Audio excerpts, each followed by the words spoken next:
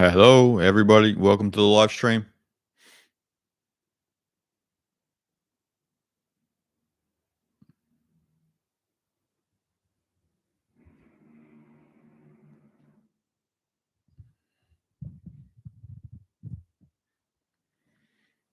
Hi, everybody. Welcome to the live stream. It's been a while. Don't be a stranger. Say hello. Who is out there?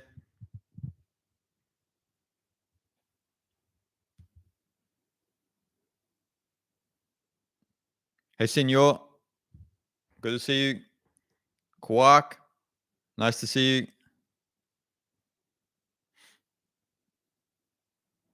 Judy.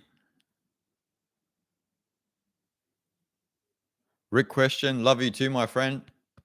Thank you. Make sure you give a thumbs up, everyone, when you come in. R&B guitar. Nice to see you.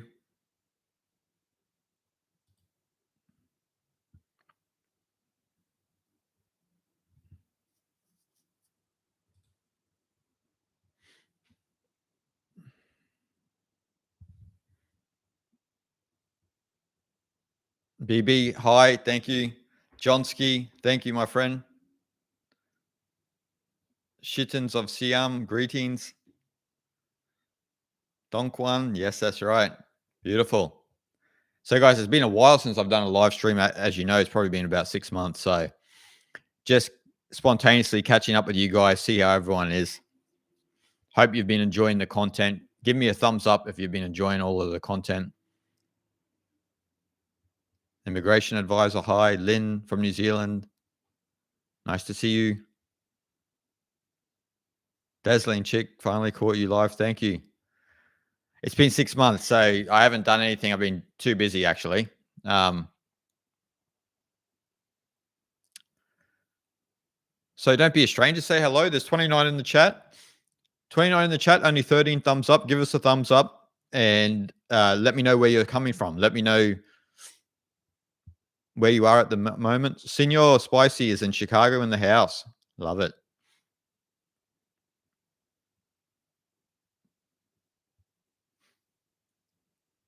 James from Arizona. Beautiful.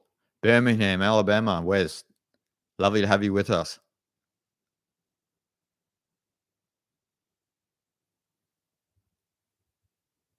KYUS. Michigan.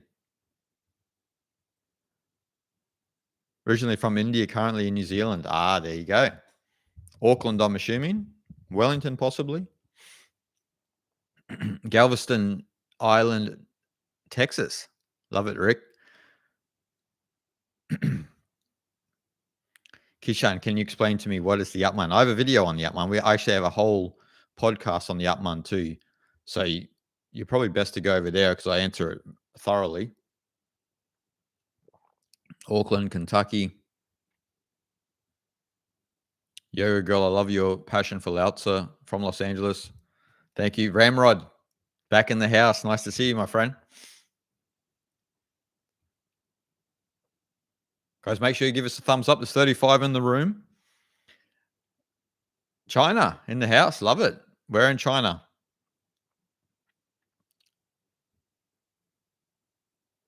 Guys, don't be a stranger. Say hello.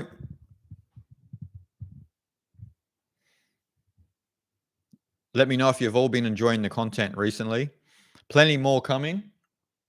I've been extremely busy.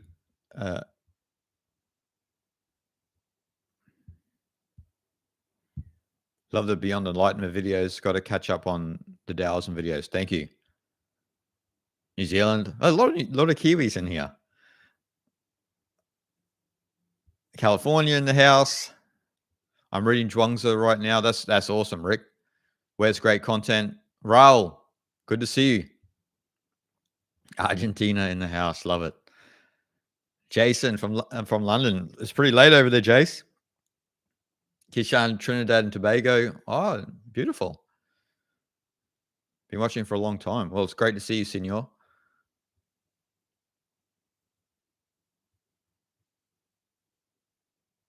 Check out Rihanna. Love when I get a notification for a new video. Thank you, my friend. Truth Seeker Scotland. Wow. Dazzling Chick, thank you so much for your gratitude there. New York City in the house. Ah, Lady Donna from Holland back. Excellent. Naguna. That's right.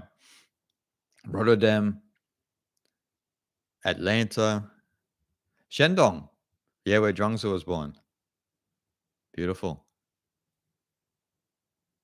Immigration advisor. Stumble upon one of your videos. Love the way you explain stuff. Deep knowledge of Vedanta. Thanks a lot, immigration. Means a lot. We love more content on the nature of absolute reality. Okay, more of that is coming, actually. So a lot more of that is coming. I changed my name. It used to be Ganesh, sir. Oh, yeah, I remember. Hi, Sunny.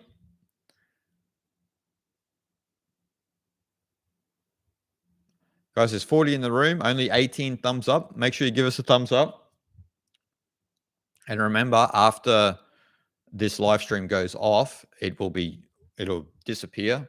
It'll only be available on Patreon. So if you want to become a Patreon member, that helps the channel out immensely. And you can watch all of these, the replays of these live streams, because I don't usually keep them up on the channel.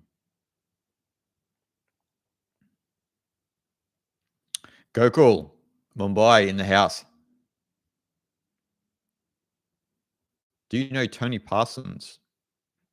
Not really. Dogukan.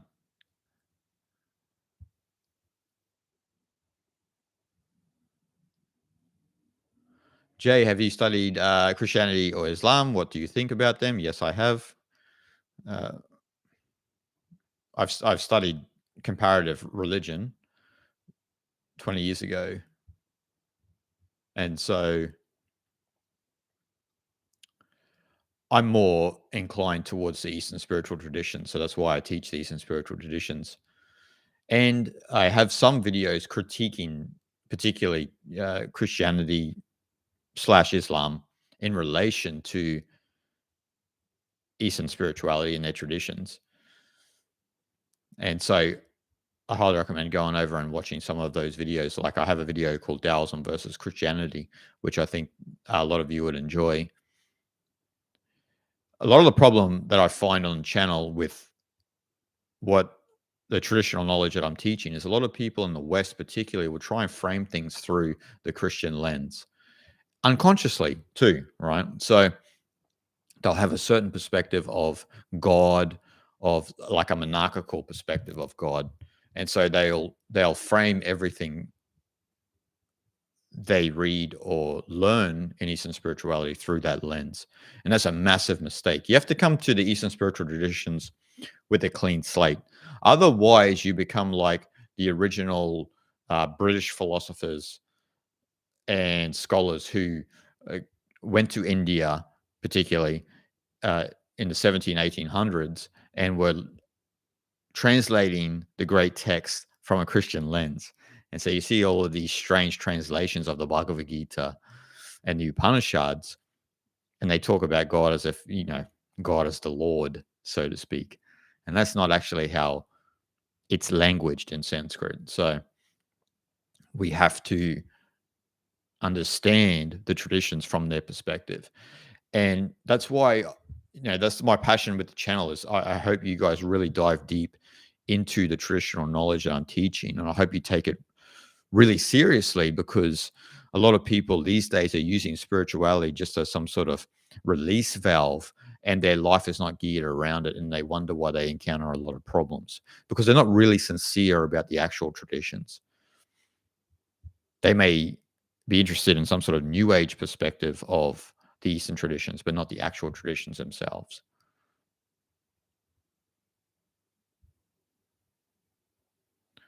Raul, love the content, my man. It helped me a lot. It helped me a great deal during the dark moments in the past. Thank you, my friend.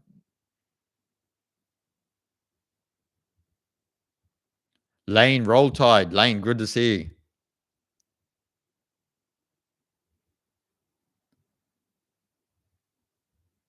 Where does silence fit with Wu Wei? God is in everything and everyone. Yeah, that's right, Don Khan. But you have to frame the word when you say God. You don't want to frame it from a Abrahamic perspective. Otherwise, you're looking at it from the political analogy of how God is thought of in the Western religions. You have to. That's why I try to tell people to use the word at least Brahman or Tao, because then you have a clearer perspective of what we are talking about as in the absolute within the Eastern traditions. God, again, is an English word to refer to a lord lording it over us. So we are beneath that. We are not one with that. So that's why I try to refrain from using the word God, because a lot of people then start thinking about a creator. And so in the Eastern spiritual traditions, we're trying to get as far away from that kind of idea as possible.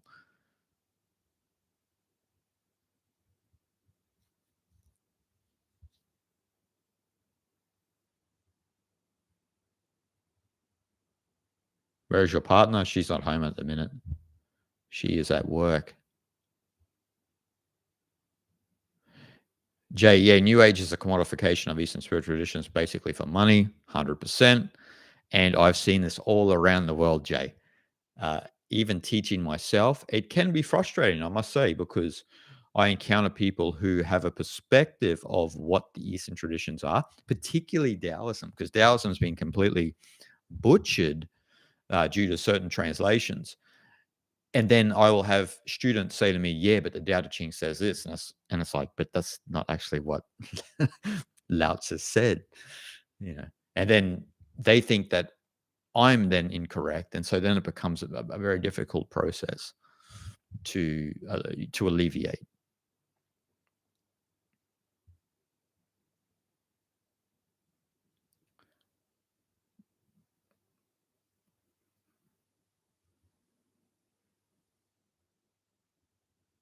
Jason, that is true. It is very easy to imprint our culture and upbringing onto different ideas and philosophies. That is true, and we have to get out of that sort of cultural bias, and we have to think about things as they are, and that's why I love. And this is why I recommend people go to places like India, Southeast Asia, even visit the hermit tradition in China and engross yourself in that. And it's a transformative experience because you start to see things from their perspective, which has a fundamental effect on your root cognition. So most people's cognitive style, I'm assuming in the chat, is a Western cognitive style, which is individualism. And individualism can uh, from understanding the Eastern traditions from an individualistic perspective can be difficult to understand it to its nth degree because they are holistic traditions. And so they don't arise from the analytical mind. They arise more from the holistic mind, the unconscious parts of the brain. So you have to understand them for what they are. And I know that may sound difficult, but that's why you should plant yourself in some of these countries and dive deep into it and engross yourself in the culture as well. That's been one of the benefits that I've had uh, in the last 15 years is living a lot in Asia, particularly places like India or Nepal and even Thailand. And you just gain so much from planting yourself in those cultures and learning from that cognitive style as well. Once you understand more about the cognitive style, you understand more about the philosophies that arose in those places, the spirituality that arose, and it has a very deep effect on you. And I would say in the last 15 years, that's why I've become even more passionate about the actual cultures and traditions of those places and how they fit in to the spiritual traditions. Otherwise, you're just teaching things like Neo Advaita as opposed to a traditional Advaita. And so, and same for Buddhism or Taoism, right? Once you take all of the culture and the tradition away from them, you're teaching sort of a neo-Buddhist or neo-Taoist idea, and you're not really following Taoism.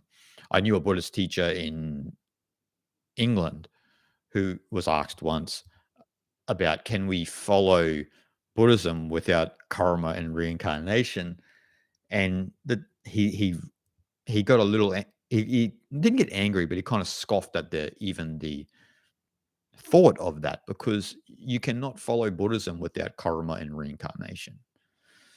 And I know that in the West, we like to just transform things to suit our own appetites, but that's not how it works in the East. And I can tell all of you that you benefit so much more from understanding the traditions and the culture. Sure, you can go and read a really nice book on meditation, with all of the culture and the tradition extracted, but it's not the same. It's just not the same. Carlton, Jason, I appreciate your work. Been following you for some time. It'll be nice to see you do this again. Thank you, Carlton. It's been a long time. Sorry, my friend. Been busy. I told you guys I was working on 2 audiobooks for Fasting the Mind and Science and Practice of Humility. At the moment, I'm not working on those anymore. I've just got too much on. I'm focusing on the channel. I'm focusing on writing, and I'm focusing on trying to redo the website. And so there are not 2 of me, so I can't do those projects. So unfortunately, there will be a narrator for those 2 books. If I had 2 of me, I could have done those projects, but they take long time. It would have took 3 months for each book. So at the moment, I don't have the time, because I'm planning to move back to India, and Gayang and I are planning on getting the tours started ASAP. And so that's more important to me. Teaching, being on YouTube, and also connecting with you guys in the flesh is much more important to me than doing audiobooks. I already have the books. If you want to read them, I prefer you to actually read the physical copy anyway, as opposed to putting these things in all the time and listening and having your phone with you, which is not good. And in regards to the sacred yatra, please let me know of all of my subscribers here, because this is a subscribers only live stream.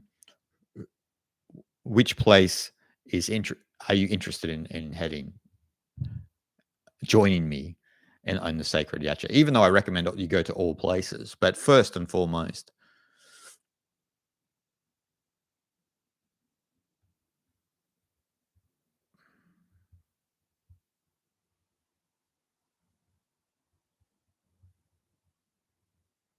Rick, I've been traveling throughout Eastern. I've been traveling throughout Eastern philosophy for around 10 years, kicked off by Alan Watts. I'm pretty much philosophically eclectic, heavily influenced by Taoism, Buddhism, Advaita. I love that, Rick. Thank you, my friend. We're on the same page, brother.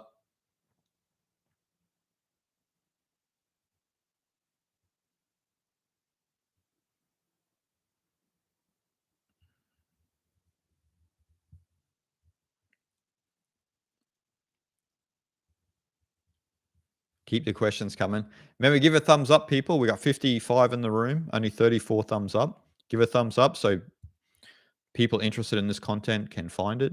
And I'll only be on for around 1 hour today, because I'm just far too busy. Have my own practice to take care of. Got a lot of reading to take care of today.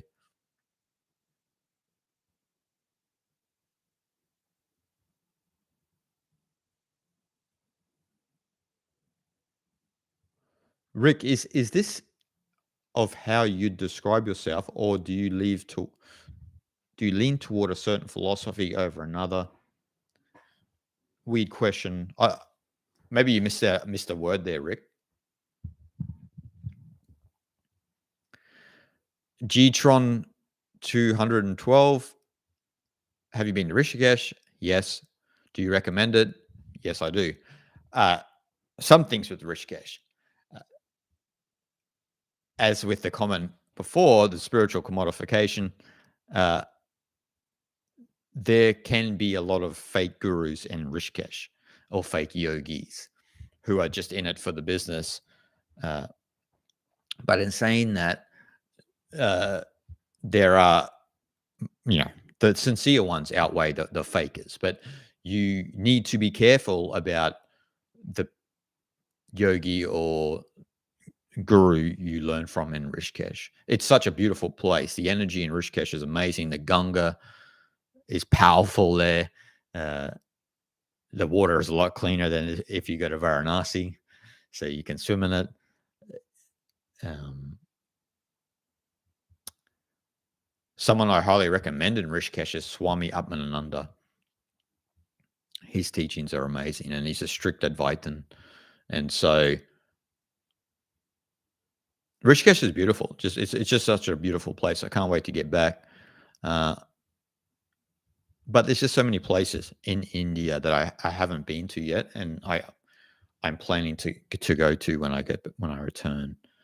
So I won't be going back to Rishikesh anytime soon.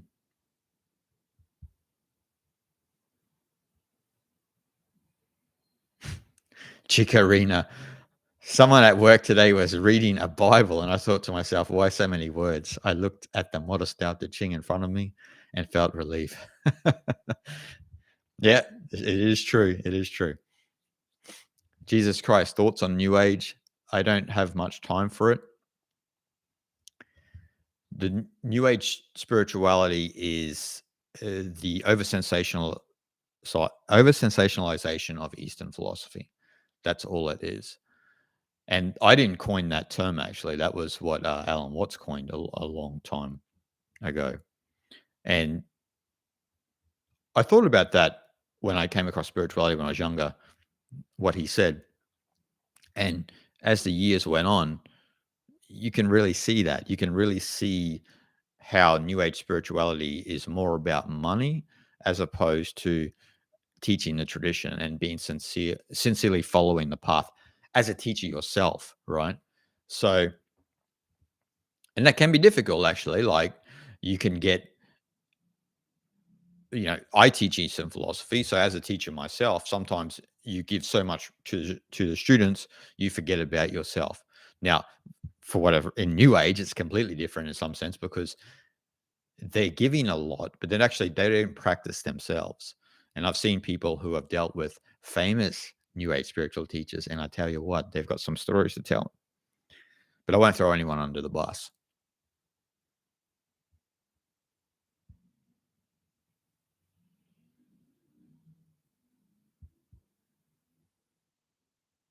First name, last name. That's the best name. Jason, have you ever found an Eastern tradition to be wrong? I haven't studied all of them, but for them all to have no contradiction between each seems like a bit of a stretch. No, there are contradictions between each. There's no doubt about it. But the similarities far outweigh the contradictions as well. Though, uh, I'm not saying that I'm not spreading like radical universalism here. As I've said many times on the channel, the differences between, say, yoga and Advaita Vedanta, or say Jainism and Sankhya, there are many differences. And so I'm not spreading like this message of, radical universalism, like what a lot of people talk about, which is actually wrong. I believe in the interfaith harmony of all religions, but you don't want to stretch that, where a lot of people will stretch that to, say that Christianity is similar to Vedanta and Taoism, and they're not. But you can see a deep similarity between the three main traditions of Sanatana Dharma, Hinduism, Buddhism, and Taoism in Asia.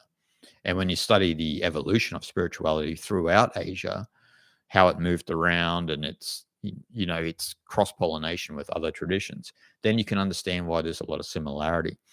And when you look at it from the cognitive style of the East, which is holistic, which was more based on more collective cultures as opposed to individualistic cultures, like in the West, that's why there are a lot of similarities between the traditions.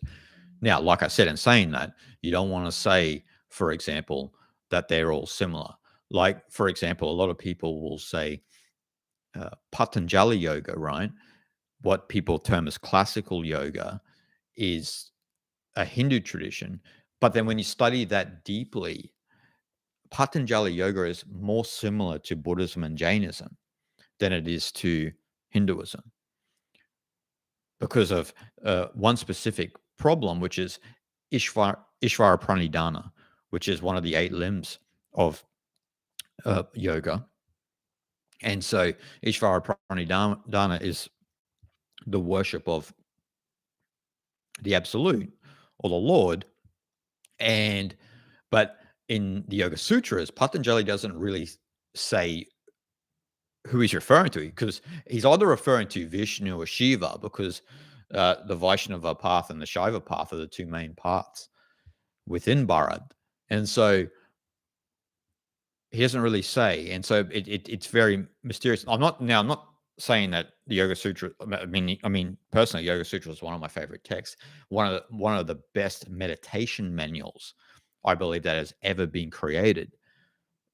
But there are elements in it that are vague, and it's appear that there are missing elements. Now, but this is part of the time that it arose, because you've got to remember Patanjali, Mahavira, and Gautama the Buddha are all in a similar time. And so they're post-Upanishadic era. And so there was a lot of similar philosophies and meditative practices and that were happening at that time.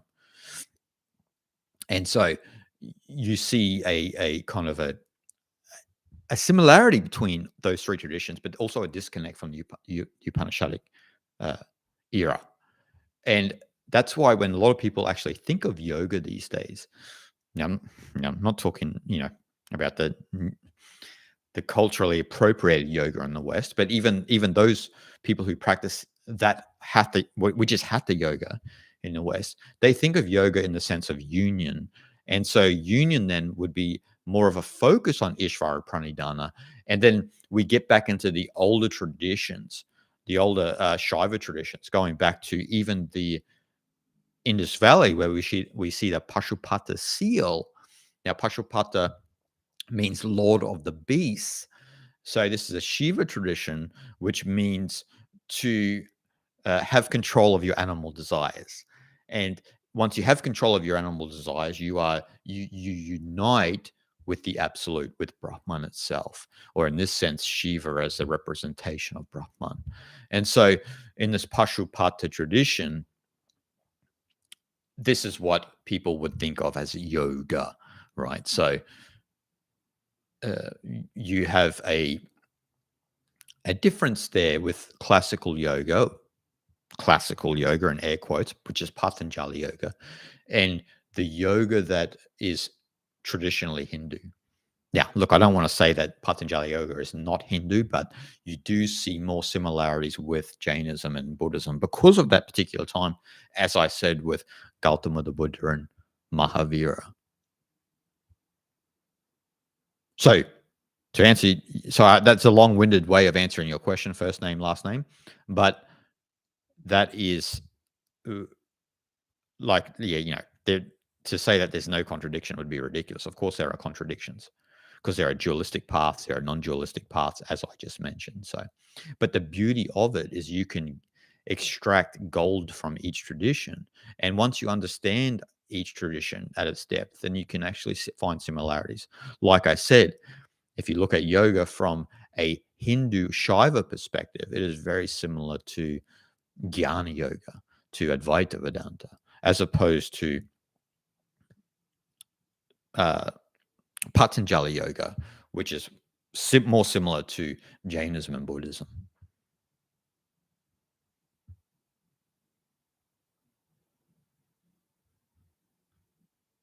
Aaron Ball, thank you for the super chat, brother.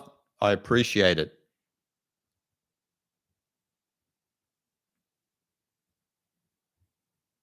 I love all the questions, people. Keep them coming.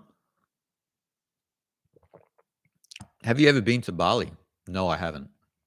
I would like to go.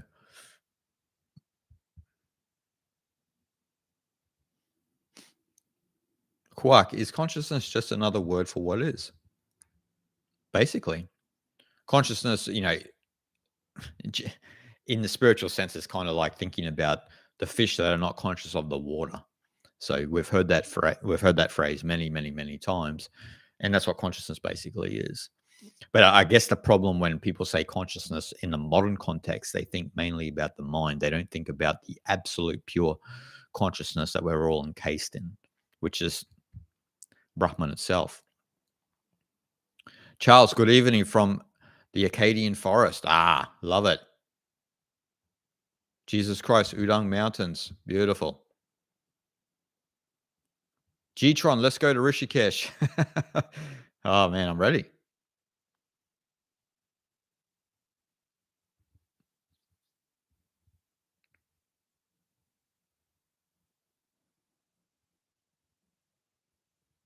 Some great questions here. Aaron L, I'm going to India in November. Ah, that's beautiful. Love it. Jason, some random mountains in China. Yeah, I know. I saw. Beautiful. Give us a thumbs up, everyone. There's 57 in the room. I love and appreciate all of you. Thank you for joining us.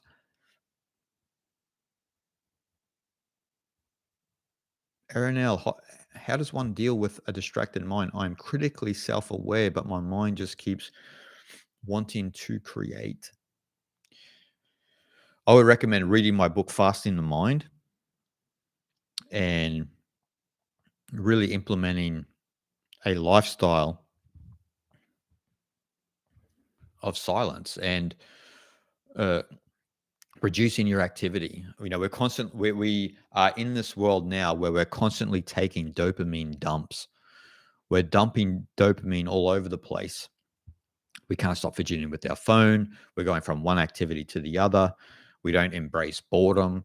We don't sit there quietly. We think that there's no utility in just sitting and being quiet without absorbing any knowledge through the eyes and ears.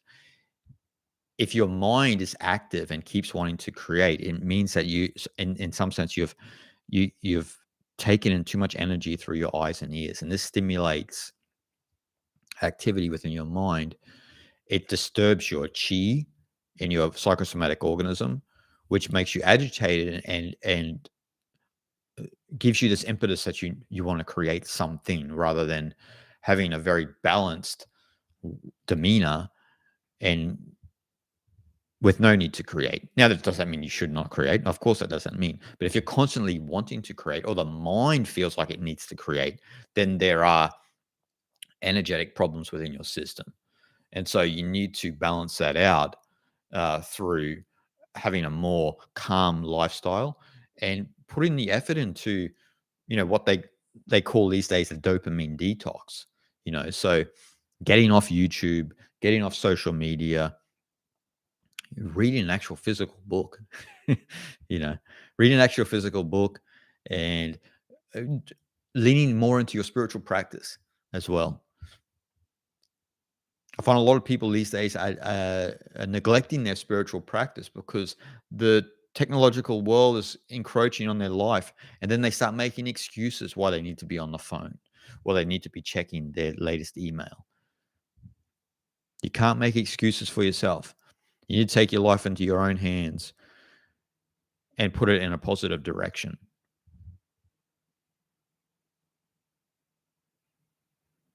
Daniel Stewart. I don't know if it's the Daniel Stewart, but great to see you, Dan. Hey, Jason, what do you think of Neem Karoli Baba's teachings? Love it. For those who don't know Neem Karoli Baba, he was Ram Dass's guru. And Krishna Dass's guru too, maybe I'm wrong, but I think that's true.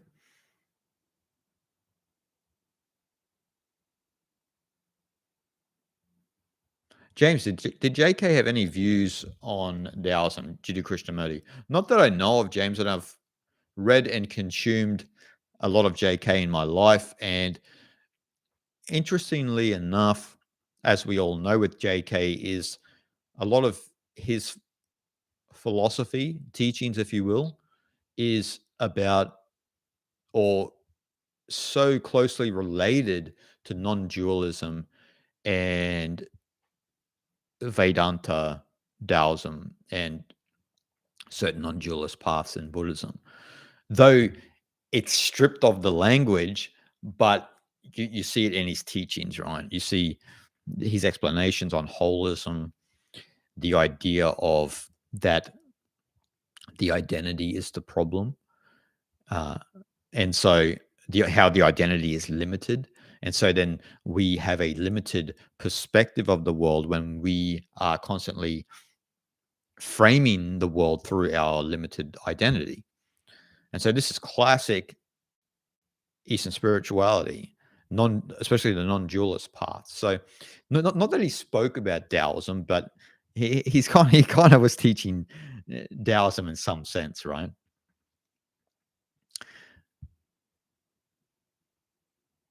Jay, what do you think of Japan or South Korea? Do you feel it's too westernized now? Little bit, little bit. If you go to the countryside in both countries, they still hold to the tradition. One place I highly recommend is the Shikoku Trail in Japan, whereas there's 80 odd temples where Dogon traveled through, a great pilgrimage. In South Korea, there are many beautiful Buddhist temples, Zen temples all throughout South Korea. Because of Guyang, I've spent a lot of time in South Korea, and I've lived in Seoul, and I can tell you, Seoul is beyond westernized. It's so fast, your eyes spin, and everyone's in a big rush to get nowhere. And so, yes, but I think that the cultures are still there. I mean, in South Korea, they still do hold to uh, Confucian culture, though they have strayed from their traditional Neo Confucianism. And so, because they have strayed from Neo Confucianism, Taoism is kind of looked down on. They kind of have this very cynical view of Taoism in South Korea now, where Guiyang encounters it a lot, where someone will say to her, you're wiping the Tao, like in a very cynical way, not in a very praiseworthy way. So,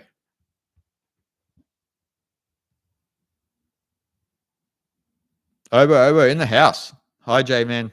Good to see you. I'm listening. No one in my entire life has explained the Tao in the way you have for me. Thank you, my friend. Not GDK, not even in ways that Eckhart Tolle has not. And I really like Eckhart. Obo means a lot, my friend. Thank you so much.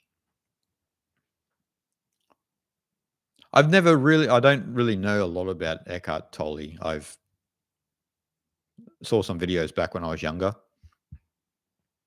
on the Tao Te Ching, actually. I don't really know. I can't really remember it. So, no, that's not a not a negative slight at all. But I was always just more interested in the traditional knowledges in the place. I mean, I used to watch Wayne Dyer when I was younger, and there was a lovely presentation by Wayne Dyer about the Tao Te Ching, I thought. And yeah, but you got to really understand the depths of the Zhuangzi as well. You got to understand the how Taoism is a critique of Confucianism and everything like that. And I can't wait for all of you to read my new book on Taoism, which I will not tell you what it is, but I completed it at the end of last year, and there'll be news on that coming later in the year when that'll be out. But once you know more of the framework of Taoism, then you understand more about how to be at one with the Tao, really, as opposed to having sort of a vague understanding of how to be at one with the Tao.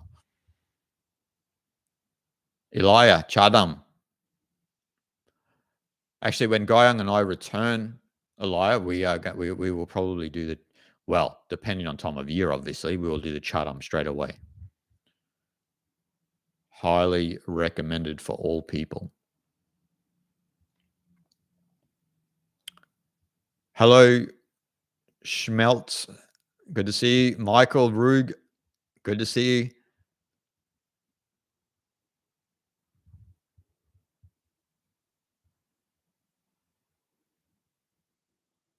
Let's have a look. Beautiful questions.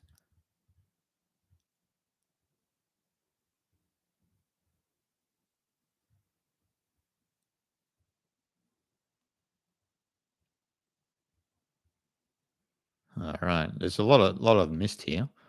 Anyway, we'll keep trucking.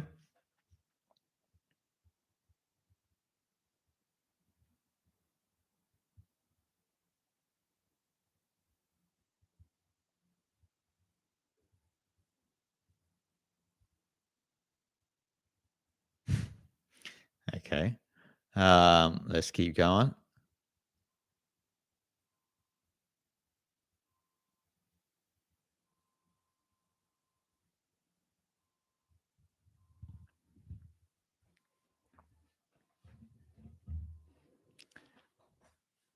Yoshi has an interesting question. What brought about creation? What are we doing in it? Does it have a purpose? Now you're talking to me as if I'm Brahman.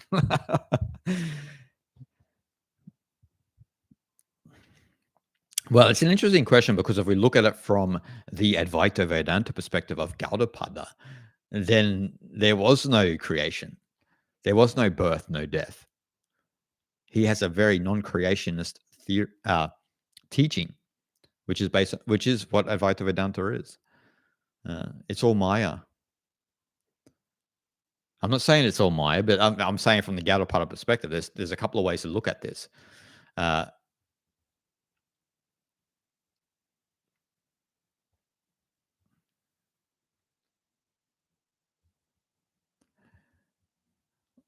it's just interesting because if we look at Roger Penrose's perspective of quantum physics in relation to the yugas, so the time cycles within Hinduism, we see a similarity between his perspective of quantum physics and what brings about the birth of the universe. And I'm going to do a video on this in a not too distant future, so I won't give too much away about it.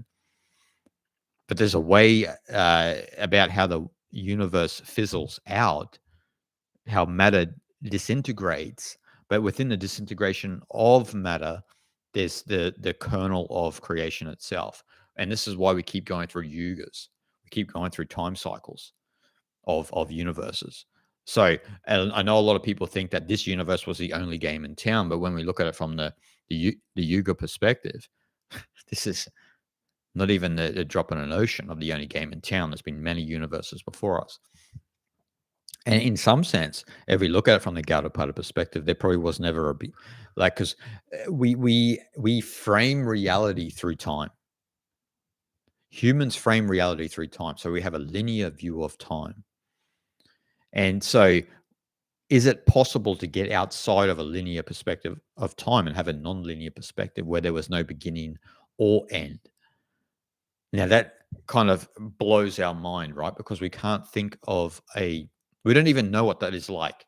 We have words for that, like eternity and infinity, but we don't really understand from our puny intellects what that is or how that would feel or how to frame what the universe is, what we are in, what this is from that perspective. Because we only see the manifest universe that we inhabit at this moment. And so then we have questions then about creation as opposed to what is the process of the yugas?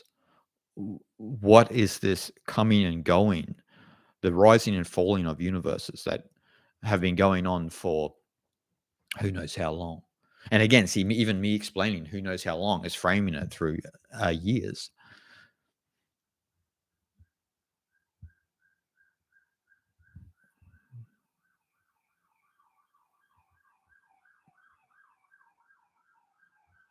Michael Rug, I guess we are just experiencing ourself, our true self, especially our own creation dream in which we wandering around just to experience ourselves. Yeah, in some sense, yes.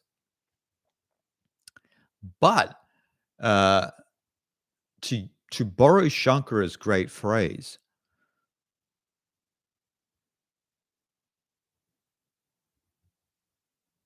the universe is unreal. Brahman is real, and the universe is Brahman. I have a video on this. I have a podcast on this classical phrase. And it's one of the core points of understanding non-dualism, because the universe seen in the separate perspective from our ability to cut the world up into this and that Maya measurement, the universe is unreal because we don't see it in its wholeness. Going back to what JK was always talking about, we see it in its separate components. And so then we have an idea of this and that, and we miss, as the fish miss the water, we miss Brahman itself, because we're dissecting the world up according to this and that, according to our own beliefs, our own conditioning, and our own worldview, which have all been acquired from birth. Sure, we have uh,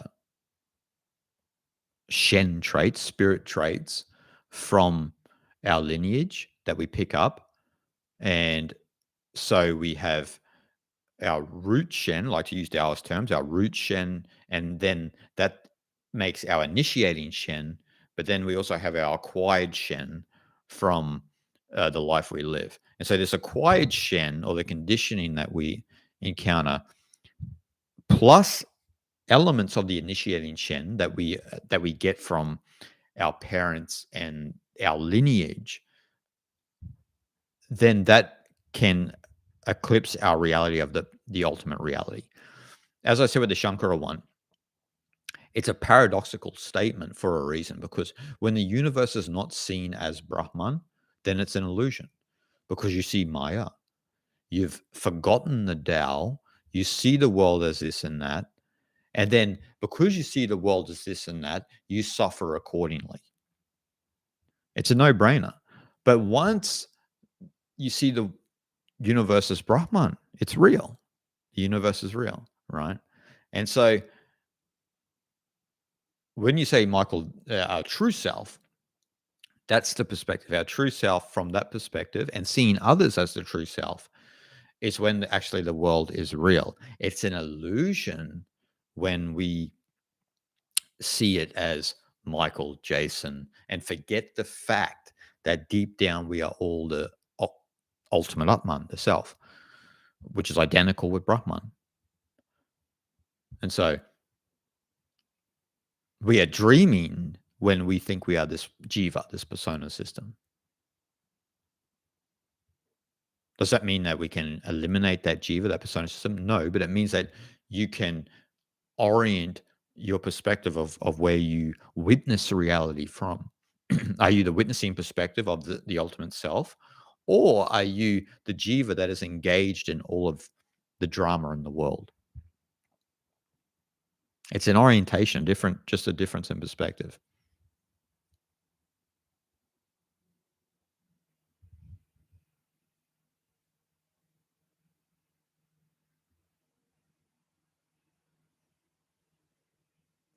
Someone says the Tao Te Ching really resonates with me. There's certain freedom that resides in that philosophy that I find refreshing. Yes.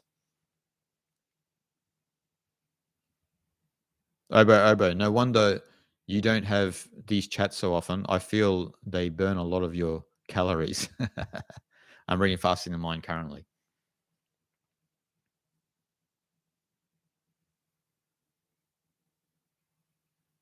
Hope you're enjoying that book, Obo.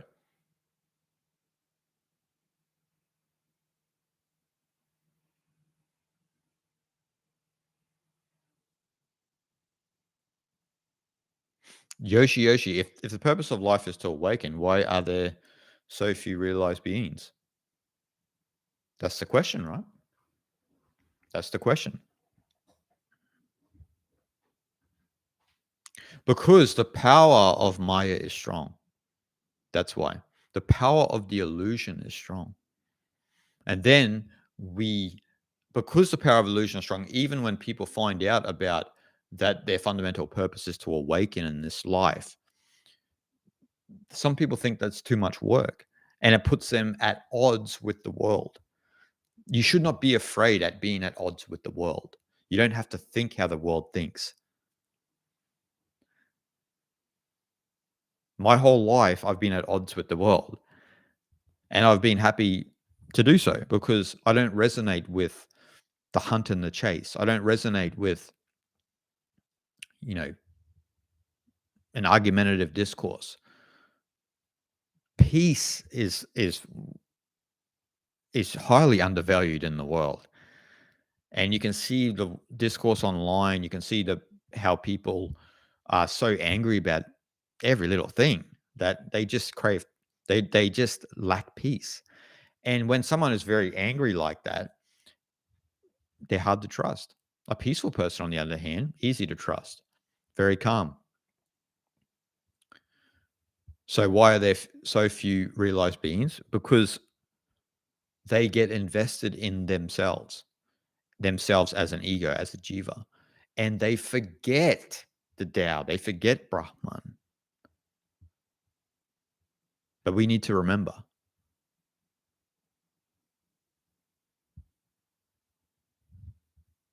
Jose, do you believe inner peace is more important than societal peace, isolationism versus activism? Of course, because the seed of the society is the individual. So if every individual had peace, the society would have peace. It's a no-brainer. The urge for societal peace is a back to front philosophy. And that's why it never works. That's why you'll always see activism, because people are going about it the wrong way. And the energy of activists, as I said, are often not peaceful.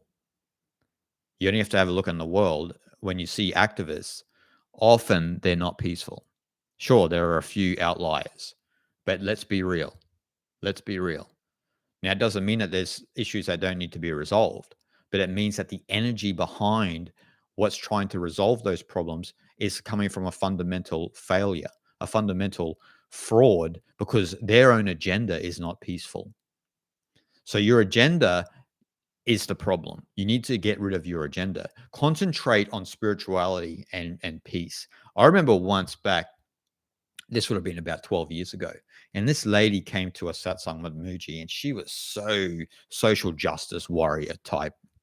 And obviously, the deeper spiritual traditions could care less about what she has to say, because everything's not about social justice.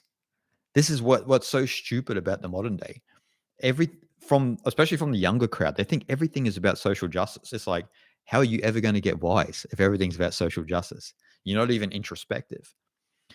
And so Muji was really blunt with her, and he said, you cannot be vexed by these sorts of questions. You need to take this question off the fire, because this one won't take you to freedom.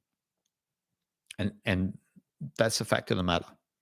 You can argue with that all day, and I'll just be dismissive, because you just don't know.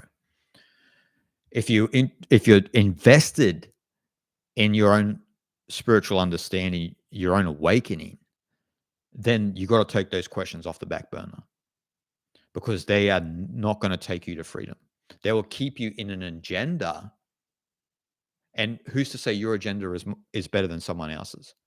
And then I know someone will probably bring up something, well, what about this? And there's too many what about us in the world. I see a lot of what about us. What about this? What about that? This has happened because social media, social media training. So when I see this, I'm just completely dismissive, because in the real world, back before social media, which I mainly lived in, there weren't any what about us.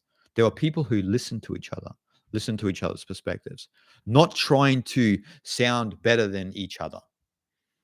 But that's what you see on social media now. We should focus on our own spiritual practice. Or what about this? What about that social problem?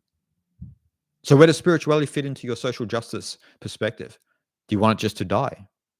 Okay. Enjoy your peace.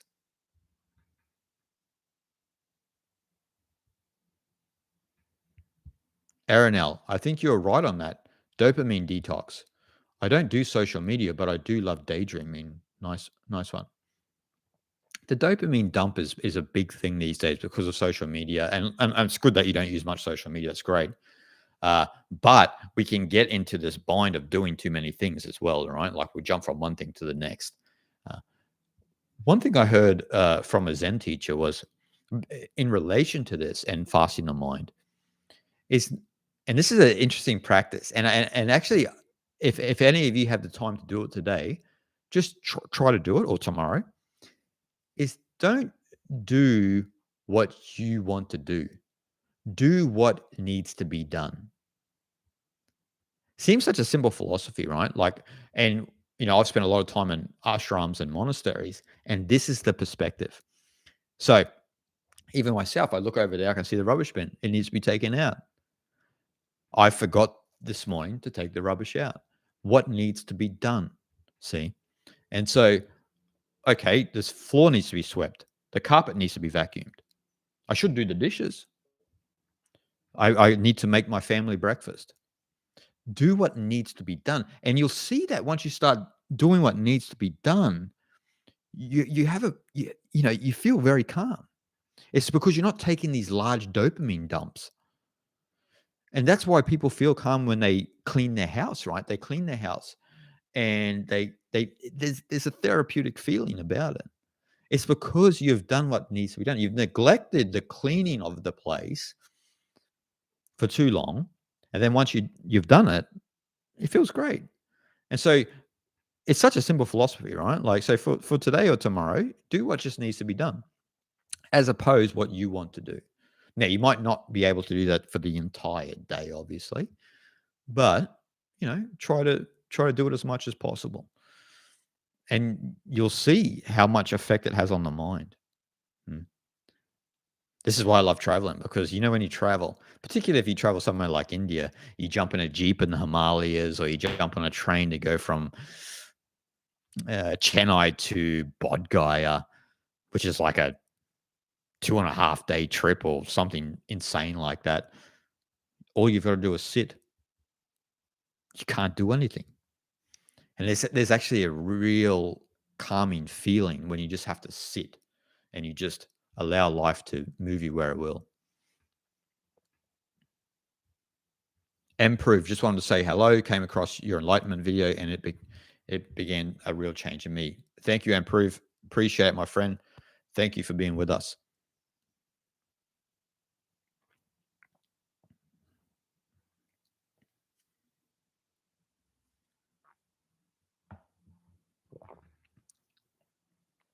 Got some great questions here, people. Jesus Christ, thoughts on psychology. I have a feeling it is a modern spin on Eastern philosophy, but with science. But I also feel science wouldn't be sufficient to explain consciousness, since science is too empirical. Yeah, you're right. You're right. Modern spin on Eastern philosophy, yeah, because there are Eastern psychological systems. And I explained this in Fasting the Mind, where you've got samskaras, which is the storehouse consciousness, which is related to the subconscious, the unconscious. You have vasanas, which are latent tendencies and habits, which are related to the samskaras, which affect. So your habits and your tendencies then that are influenced by the samskaras affect your karma, which are your actions and unconscious actions in the world.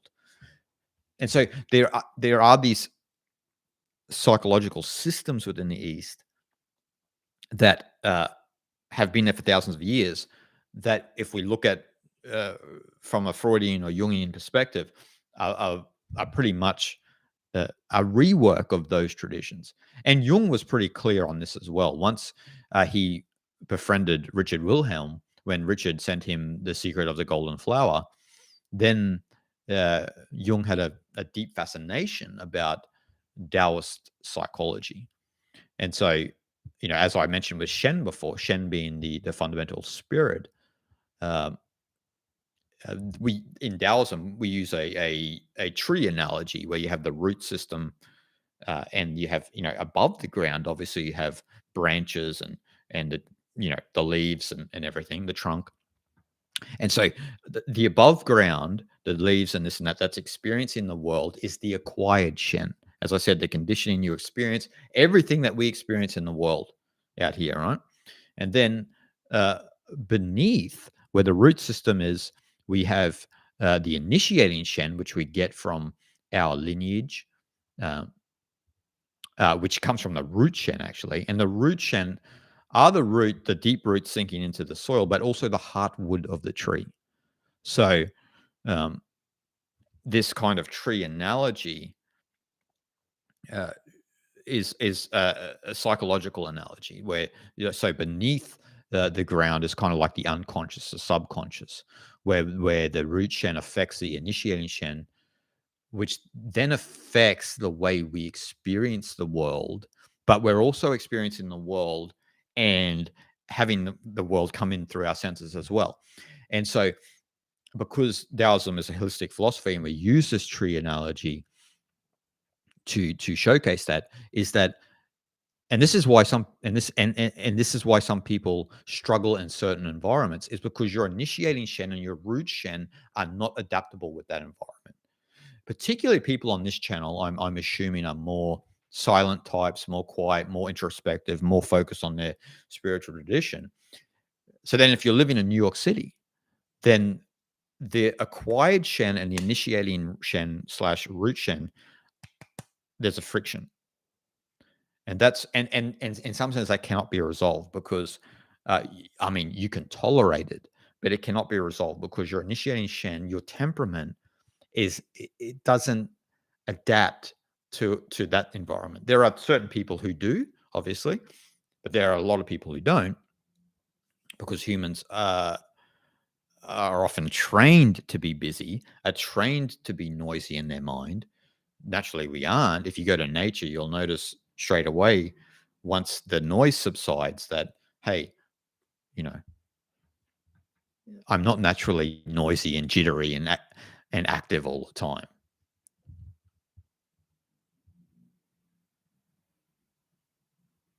Dazzling chick. People are so distracted with the things that don't matter. Yoga and meditation changed my life. Beautiful. Beautiful, beautiful, beautiful.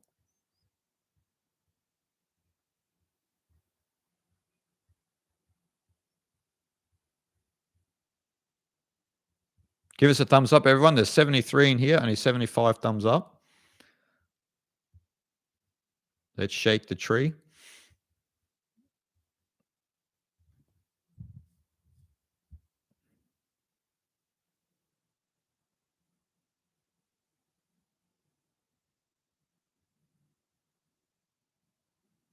Chigarina, being a successful writer, podcaster, do you battle with humility or ego and pride? I don't know if I would say I'm successful. um, no. If anything, it teaches you to be more humble. If you've ever run a YouTube channel, you would know what I mean. Because I can tell you, I know you are a sane individual, but you get some comments that, you know, you have to just stop and think, and you get a lot of hate and this and that. So uh, it can give you a deeper insight into the psychology of some unfortunate people in the world. But they just had a particular part in their life where, maybe they're frustrated and they vent on what they see. It's a very unique period of time where we have that opportunity to do that. We never used to have that opportunity to do that, because if you go outside and just start yelling at someone and telling them you're going to punch them and stuff like that, I mean, you'd probably get arrested for whatever reason that's allowed online. So, uh, having to encounter certain individuals like that, um, being out there a little bit, you actually learn to be more humble and have less pride, because well, it's impossible to survive if you're not humble and don't. I mean, I'm sure that there are people like that, but it's it for myself particularly, because the great thing about particularly doing the podcast with Guy Young is, really zeroing in on the knowledge, taking myself out of the equation, zeroing in on the knowledge, and how can we uh, facilitate the the best discussion to deliver this knowledge, and such a focus on it, as opposed to making it about us. And so, well, Guy Young, she doesn't make anything about herself ever. I mean, she's not online. She just lives her life peacefully, and you know, we could probably all envy that. And so, no, I can see how it would happen, but I do see other podcasters or writers and that say that it's actually a lesson in humility, because sometimes you may say something that was stupid and people, hold you accountable for it, and so it can be a lesson in humility in that sense. Uh, there are, sadly, probably some spiritual teachers. Not saying I'm a spiritual teacher, but there are some spiritual teachers who probably do gain a sense of pride, and that what they say, is the be all and end all and everything like this. That was one of the big reasons I wrote The Science and Practice of Humility in the first place, because I had been around satsangs and teachers and that for so long. It wasn't so much because of the teachers, it was more so about the students who lacked the humility to assimilate the teachings. And I was always just quiet and always just listen. I was just more attentive. Maybe that's why I'm doing this now, but I have no idea.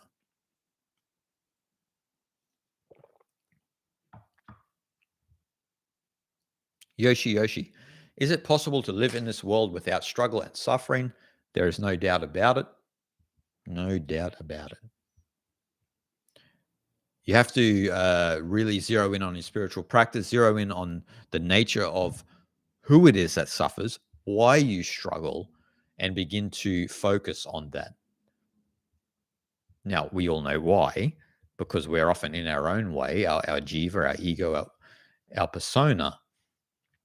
But it's not about eliminating that. It's about understanding the elements of yourself that struggle, that suffer. Why does this make me angry? And look, there are times when there are idiotic things in the external world that need to be examined because they are idiotic.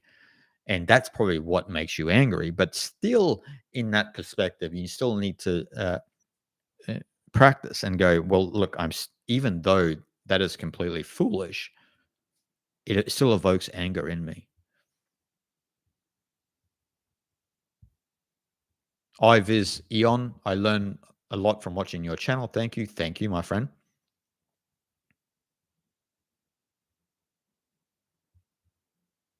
Gokul Metta, Jason, what is the meaning of living in meditation? It's about having the meditative mind. So to acquire the meditative mind, or what I would call the Zen mind, is to experience reality purely, where you approach life with immediacy and appropriate to every situation. So it's the art of spontaneity, the art of wu-wei in some sense. And so the meditative mind is not stuck here or there with what they encounter. And this is when you have a mind of no deliberation. So, a lot of us have a mind of deliberation because we're hesitant with things that we encounter. And in this day and age, right, like people are often telling you need to self-censor, you need to watch what you say, and this and that. And that really inhibits your experience of life. Now, does that mean that you go around and say anything, whimsically around? Of course it doesn't, because if you're diving deeper into your spiritual practice and your mind is becoming quiet, you just don't go around and just bark stuff at here, there, and everywhere. You act with immediacy and you are appropriate to each and every situation. But you are not succumbing to self-censorship and what the culture wants from you. You're completely shanti and fine the way you are. So to have the meditative mind is to just live life without any borders, and to deal with every situation in life immediately and appropriately, and with a mind of no deliberation.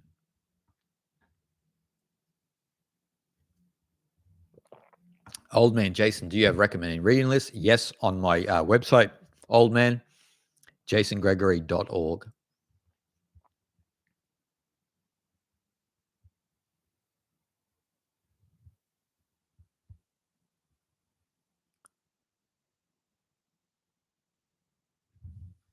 Let's keep going down.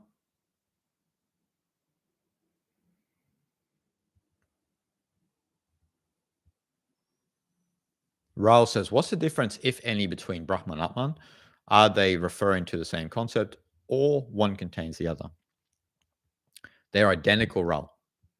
You could probably say, Brahman contains the Atman, but the Atman is the essence of Brahman within this localization of consciousness.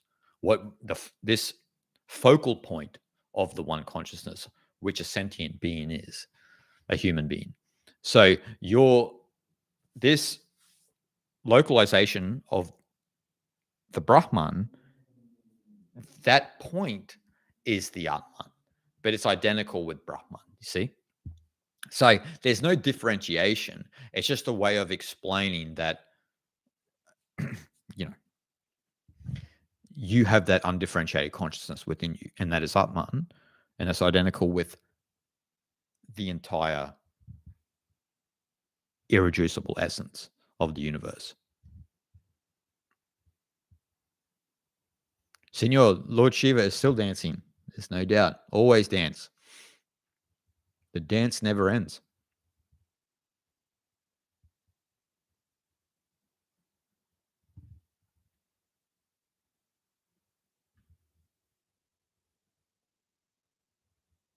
Jay, do you think humanity is older than 6,000 years like Christians believe? Of course it's older than that. If we look at the Dharmic traditions, I mean, you're getting back. Study Indus Valley, Harappa civilization, Pashupata seal. I mean, even if you look at Göbekli Tepe, right? Göbekli Tepe in Turkey is dated around 9,000 BCE. So it's obviously older than 6,000 years. I mean, I don't know what Christians came up with this view, but anyway. Archaeological evidence and the teachings of the East debunk it. Though the Christian would say that's designed to test your faith.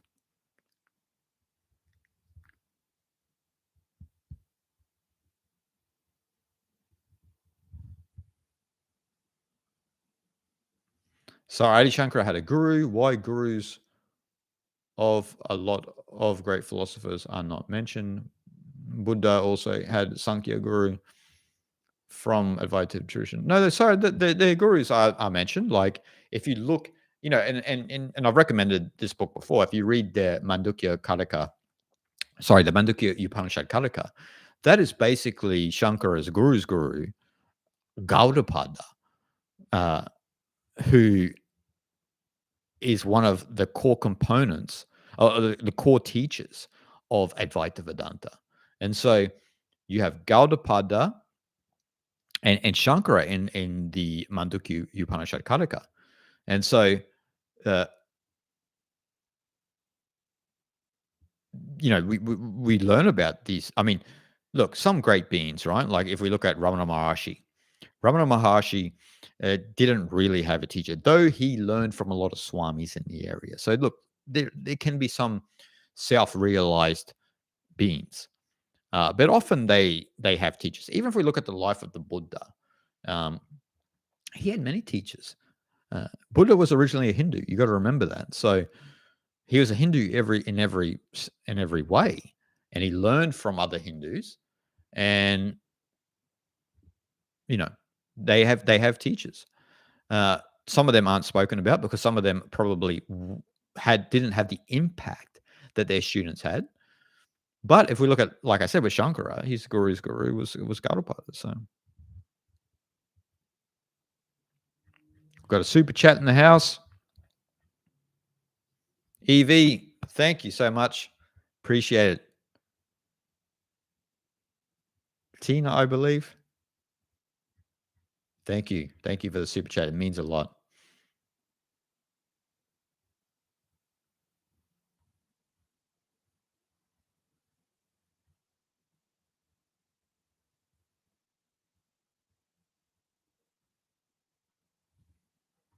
What do we got here?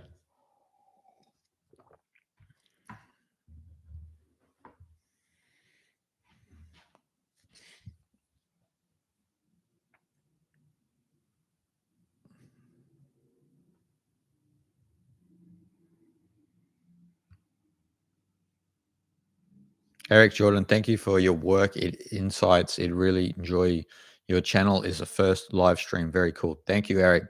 Great to have you with us.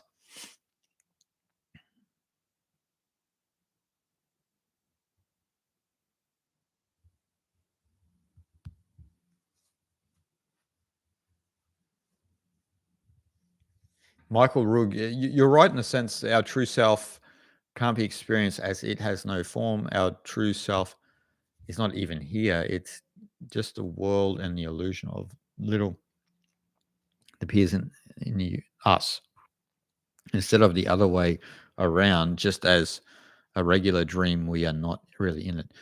Michael, but the thing what I was saying as well is that you are it. You've never not been the self.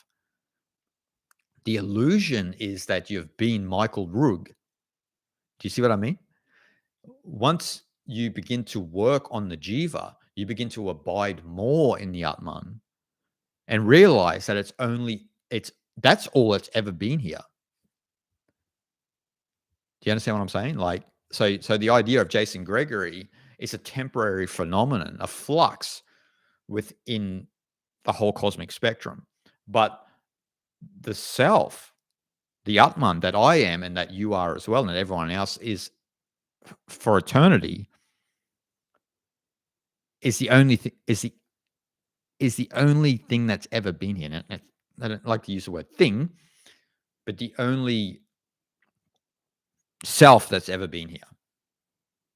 So you cannot not be it. It's always been here. Even when you think you're not the self, you are the self. Even when you're engaged in drama and you have all of this anxiety and confusion, you still are the self. And you see a lot of, I've seen a lot of Zen teachers, Zen students, I should say, and one Zen teacher, and I've seen a couple of Vedanta teachers that they go to the extreme of they'll be walking around, and when like the thoughts of the story of the person come into them, they'll slap themselves. They keep slapping themselves to keep them. Now, look, you don't want to go nutty, but for them, that's what worked, right? To constantly bring them back into the understanding that you only have always been the self and you always will always be the self. The illusion is when we think we are something else.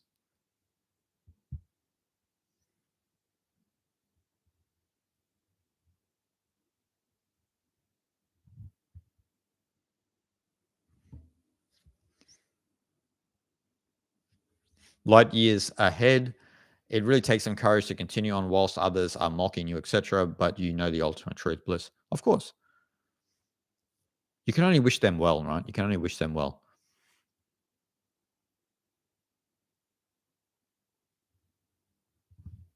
EV, hi.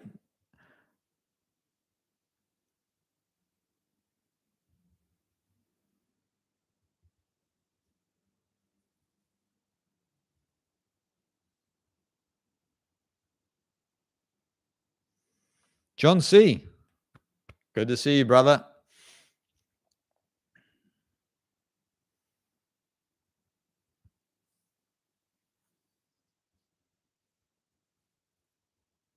Yoshi, if there's no justice in the universe, does that make life meaningless?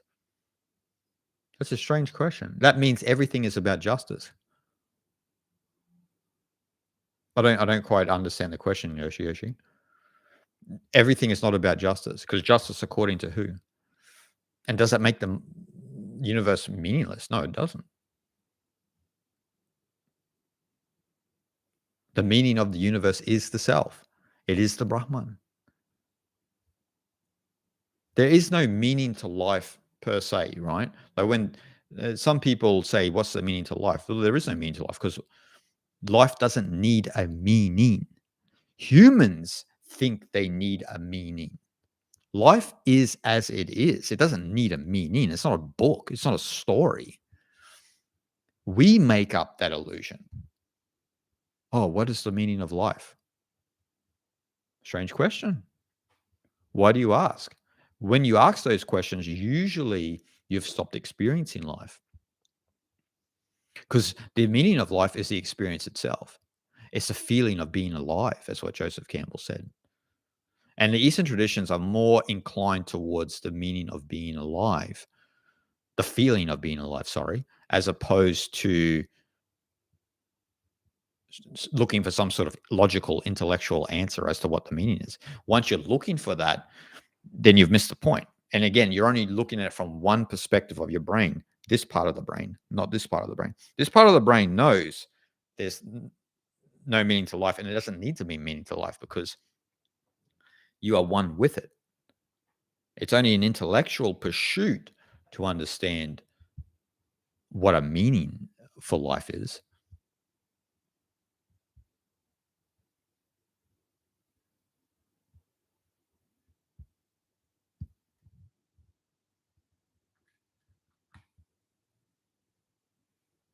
Obo, obo. Jordan Peterson always says, get your house in order first before. Exactly. Simple things in life will keep you grounded. Won't let your mind drift off here and there into the frivolous dramas of the world.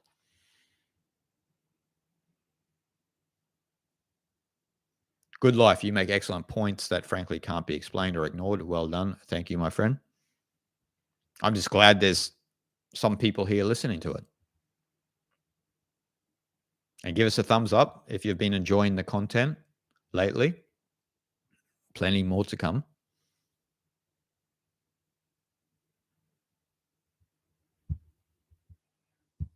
Rat, R-A-T. Hi, Jason. Thanks for talking about your passion.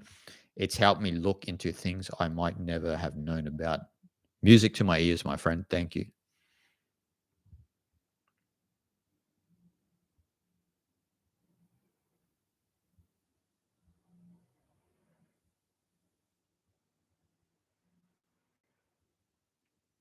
Jose, thanks for your reply. Love your videos. Thank you, Jose.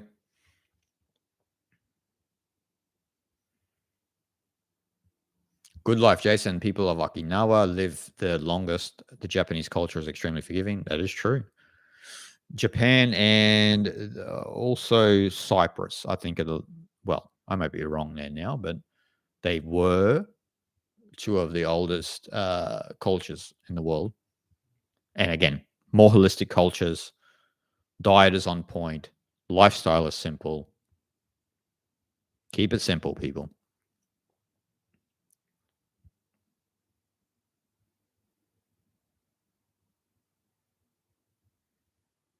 Dazzling chick, when one is truly invested in their own spiritual practice, there's no space for judging, etc., and the world and others. This is true. You are dissolving the judging mentality. It doesn't mean you don't keep a discerning eye. It just means that you're not invested in what you discern because you have completely focused on what's important in life.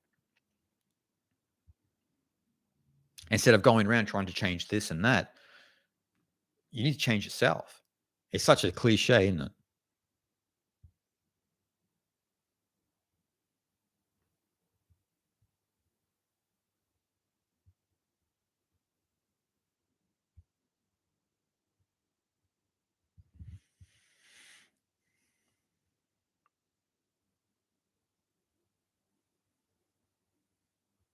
Good life. When I watch episodes, then 81 teachings, I cried profusely when you have your guest on. Yeah. She's not my guest. She's co-host. Guyang is my wife.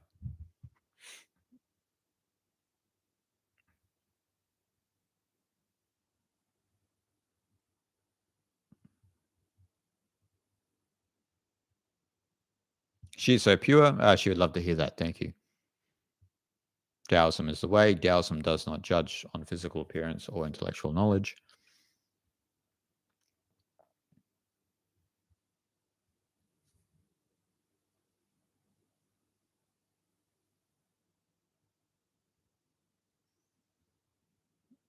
Do you follow Jordan Peterson? I don't necessarily follow him, but I like Jordan Lane. He was quoted the other day saying it's in responsibility that most people find the meaning that sustains them through life. It's not in impulsive pleasure. Well, yeah, you'd have to. Well, impulsive pleasure can't give you much, regardless of if we're talking about responsibility or not.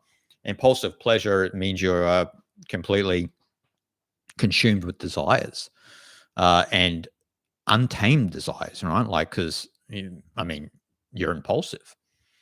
Uh, Responsibility gives you the, it's in responsibility that most people find the meaning that sustains them through life. It can be. It can be, right? Like you see people who become parents who have a newfound responsibility, and that gives them a sense of meaning. Now, if you need that to give you a sense of meaning in life, that's what makes me sad. I see a lot of people, some people will have kids, for example, just so that it's the next thing on the list. That gives them responsibility, gives them a sense of meaning. You should be having kids because, it's a beautiful thing. Not about responsibility, not about this or that. Having children's a beautiful thing. You're bringing another soul into the world. It's not a joke. I just find it sad that we need things to give us meaning when we're completely settled within ourselves. It's not dependent on if we have responsibility or not. Once you're peaceful in your life, everything makes sense. Once you're peaceful in your life, everything makes sense. You don't need this or that to define your life. You are fully content. There's a great book by Ajahn Brahm called The Art of Disappearing. Great book. And Ajahn Brahm talks a lot about that in the book. Even talking to the extent from the Buddhist perspective, the end of your will. The end of your will. Once you stop chasing and desiring this and that, there's something opens up within you. It's a contentment that a lot of people don't know about, because we're often trying to navigate our life and adjust to the changing landscape of society, when we never fundamentally ask the question, as Jiddu Krishnamurti asked, is it's no measure of health to be well adjusted to a profoundly sick society. So these are the questions we need to ask. JK asked them, Ajahn Brahm was asking them in this book. The great spiritual masters all throughout time have asked them. So when you're talking about responsibility, when you're talking about this and that, having meaning in your life, is it related to being adjusted to a profoundly sick society? And if it is, then you have to ask the deeper questions. Then you have to get beyond all of that and find ultimate contentment in your life, which then allows you to understand the world at a deeper way.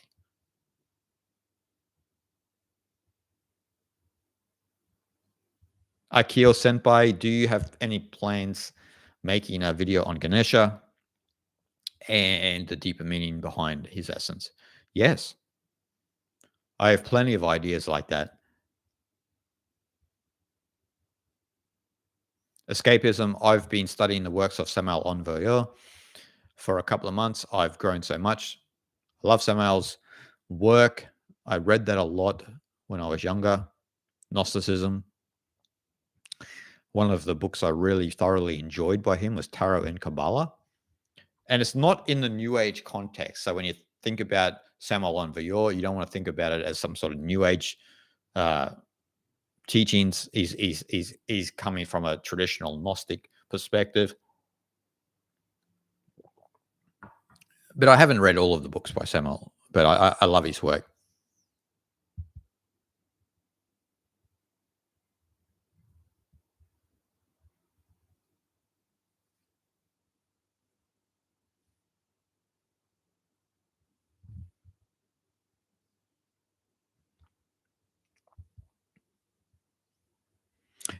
I work with a narcissist that feeds on others' despair and dramas.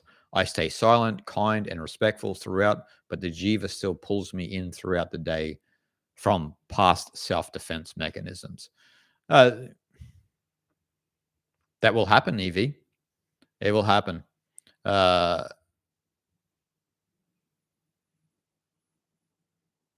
what else did you say? Is this what you would do with such an energy vampire next to you all day, every day? Other energies affect my energies pretty easily nowadays when there are jivas firing on all cylinders. It's a EV.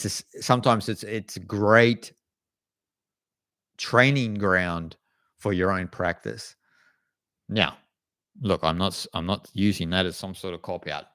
It can be annoying as hell when you've got energy vampires around you, and you've got to develop certain uh, defense mechanisms to steer clear from what they are trying to do to other people. A lot of energy vampires sometimes are unconscious of of how they behave, and so with narcissists, I mean, it can be a complete nightmare, particularly if you're working in close quarters with them. But what you said, you stay silent and kind and respectful. Of course, the jiva is still going to be pissed, right? Because uh, we all encounter this, right? Like we've been in groups where there'll be a narcissistic person who tries to draw all the energy into themselves. They lack humility. They lack all of the fundamental virtues of being human because they crave attention. Now, how do we deal with that situation? That's a eternal conundrum. You can be upfront and you can say what they are doing to other people, how you feel around them. That can work, but often with those types of people, it doesn't work.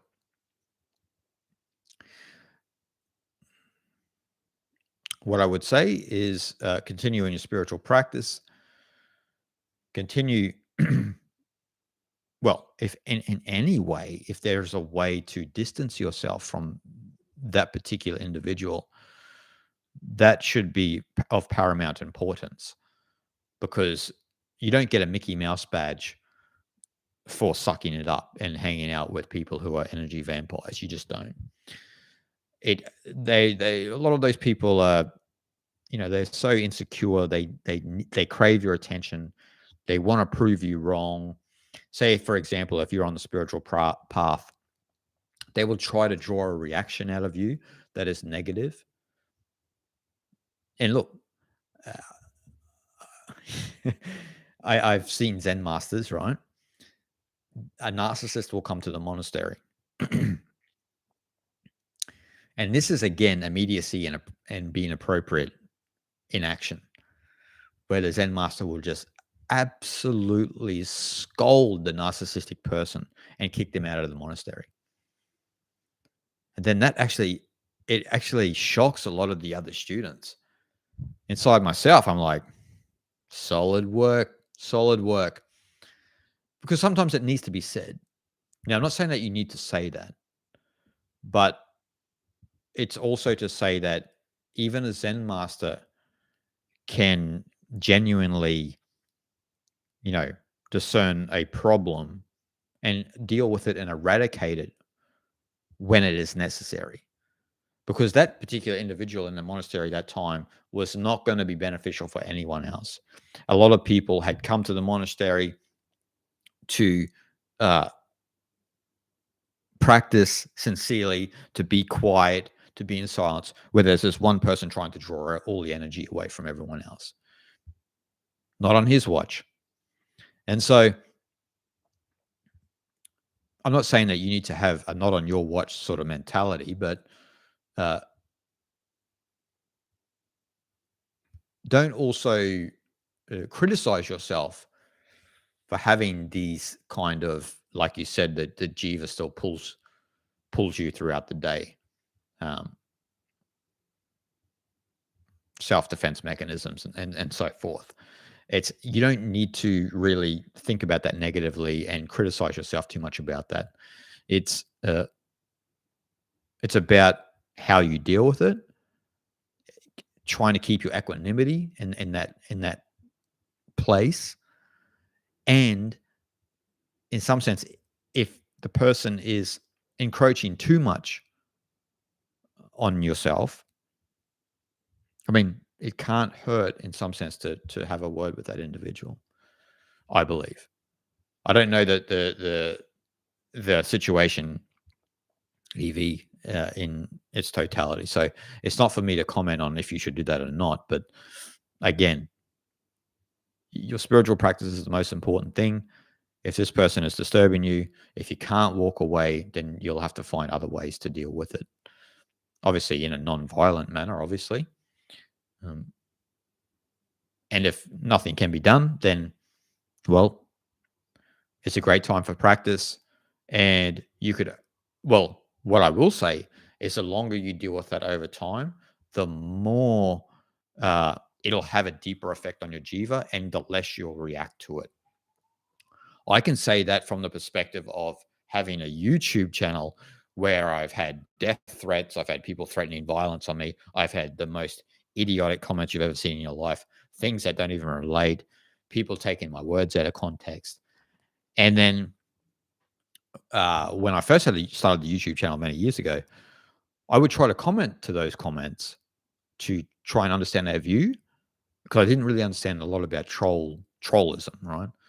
And then you learn quick online, and then as the years have gone on, my reaction towards those sorts of nonsensical comments have subsided. I'm not saying that's anything near to what you are because you're in their physical space, but it's similar in in some respects.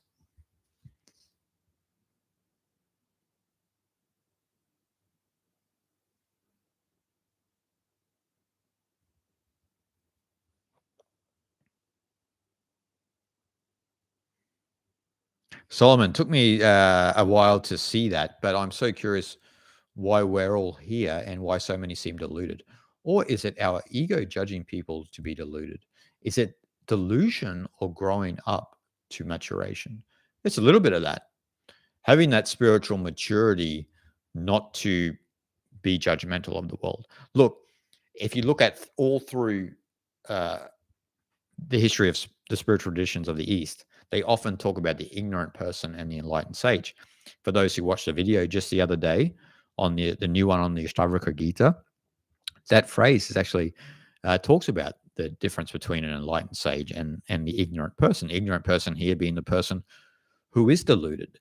And so it is our ego in some sense that makes that distinction as well. Though there are a lot of deluded people, that's a fact of the matter, right? That's not anything that we need to debate about. That's a fact of the matter. So why? Well, it's just the way it is, isn't it? As I said, it's the illusion, Maya. It's the belief that we're fundamentally this person, this jiva, this persona, and this is separate than that. That's where delusion arises from. I am separate from other. But when you understand reality and you abide as the self, separation is a word that does not make sense. There is only the whole, and you are a localization of that one whole, experiencing the whole as the whole. And so the delusion is, again, as I said, the belief in separation. Once you have the belief in separation, then there's this and that. Then there's wars. Then there's a lack of acceptance of other cultures, of other nations, etc.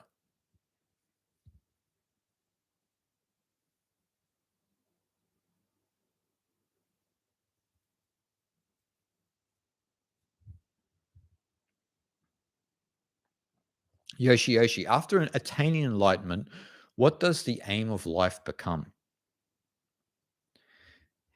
This is an interesting question and in some sense paradoxical because essentially there's no from the jiva we have an aim in life because we experience reality in a linear way. Once we understand we are not the jiva and we are fundamentally the self, the Atman, the undifferentiated consciousness, then all linear goals and aim all subside. And you are it. And then once you are it, it's an unassociated perspective of joy. You don't need something to make you happy. It's unassociated bliss. That's what ananda is in Sanskrit. And so from then, there's still no aim because you are it. And we are all it, but we think we aren't it. And that's why we have a name. And that's why we have a goal.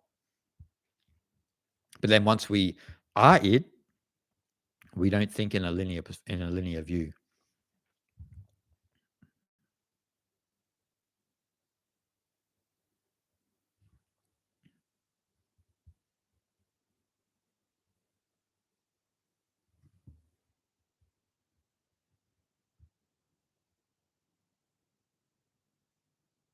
Quack, who could hate this channel?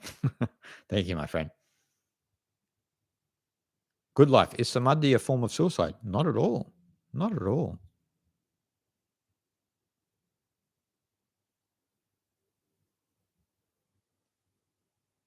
Samadhi is a state of consciousness that is evoked in the inner levels of yoga, the inner layers of following the yogic path. So the last four limbs, when we have pratyahara, dharana, dhyana, and samadhi. So pratyahara, this is the inner aspect of yoga. Pratyahara is the withdrawal of the senses and not being attracted to this and that in the world. And then, so when you withdraw your senses, right, and you stop engagement with the world, your attention becomes attuned. Dharana. Now, dharana takes you into the deeper layers of dhyana, meditation. And then, still with meditation, there's still the difference between the object of meditation and meditation itself. But then, the longer you remain in jhana, that facilitates samadhi. And samadhi is an unassociated form. I saw you right before, is samadhi intense concentration or not concentrated meditation? It is what is evoked from concentration. So it's that ultimate state of beingness minus subject. So the good life person is gone. There's just the state. There's just samadhi. So concentration evokes deep meditation, jhana, and jhana evokes samadhi, the removal of the subject who is experiencing the meditation. So then you're just there. And see, even saying you're there, there's just there-ness.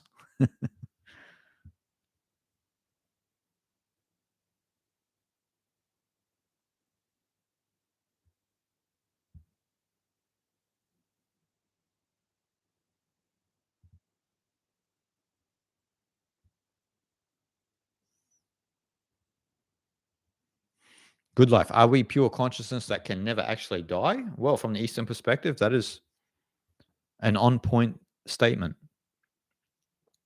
The jiva can die. The jiva does die. It goes with the body.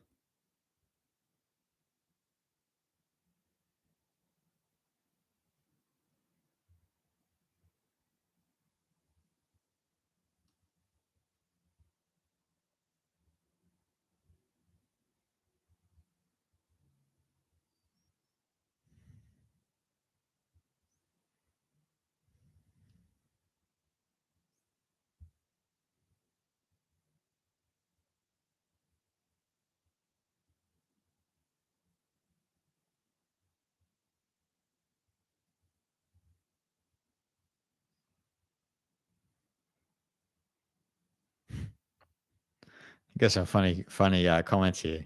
Keep them coming.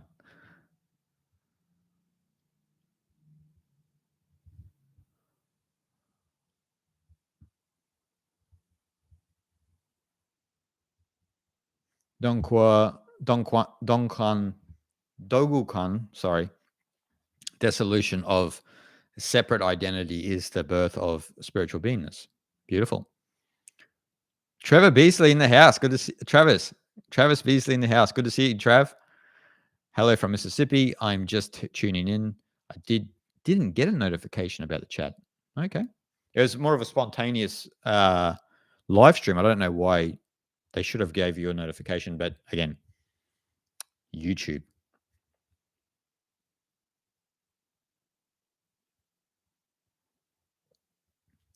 Good life. Will you ever share the loss of your parents and how that profoundly changed your life? I can share right now if you want. My mother, when my mother had breast cancer, so she had breast cancer and she lost her breast.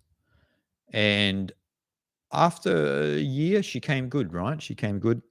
And I was living in I was actually living in Melbourne and she was living in my hometown of Mackay. This happened all between when I was 19 to 22, 23. And so she came good and everyone's happy, you know, like I don't know for her how much it affected her losing her breast. I mean, I would say that would be a tough experience for anyone. I remember I was still living at home when she was going through chemo and radiation and everything first time around. And yeah, she had a lot of complications after she lost her breast with infections and stuff like that. It was a really tough experience for her. And she was a real, like, kind-hearted person. Yeah, just one of my real good friends, actually, you know. And she really understood me. Mom and dad really understood me. Not many other people do. Obviously, you guys. And so she came good, and then next minute, you know, she was one of those tough son of a guns. You know, she was told by the doctor that she only had about 3 years to live. She didn't tell any of us because you know she just wanted us to get on with our life and do our thing, and that's actually what we did. And then she got sick again, and then I was working in Melbourne, and my brother-in-law, um, I knew she was sick, but I didn't know how serious it was. And then my brother-in-law rang me because she said, "Don't worry about me." You know, she old school, you know. And then my brother-in-law rang me and said, "You better get home." And then so I went home, and I was actually there when she died, the night she died, and everything. And then the next couple of years for my dad were really terrible. You know, mom and dad kind of like didn't have many friends. You know, um, they just like to keep to themselves. They're very quiet and they just loved each other. And so for dad, it was just a downhill decline after that. I he ended up getting cancer as well, esophagus cancer, and then you know, and then he died. And so for him, it was I think more. It was an energetic thing, you know what I mean? Like the cancer came because he missed mum so much, and you know, it was a steep decline for him. You know, I went and saw him many times after mum had died, and he was never the same. You know, never the same. In shock a lot of the time. So you know, I understand it more now because I'm a lot older than when that happened. But uh, look, I kind of wish I knew what I know now when that happened. But everything is for a reason. You know what I mean? So you know, tragic love story, you could say. There's a lot more to it, but that's kind of the crux of it.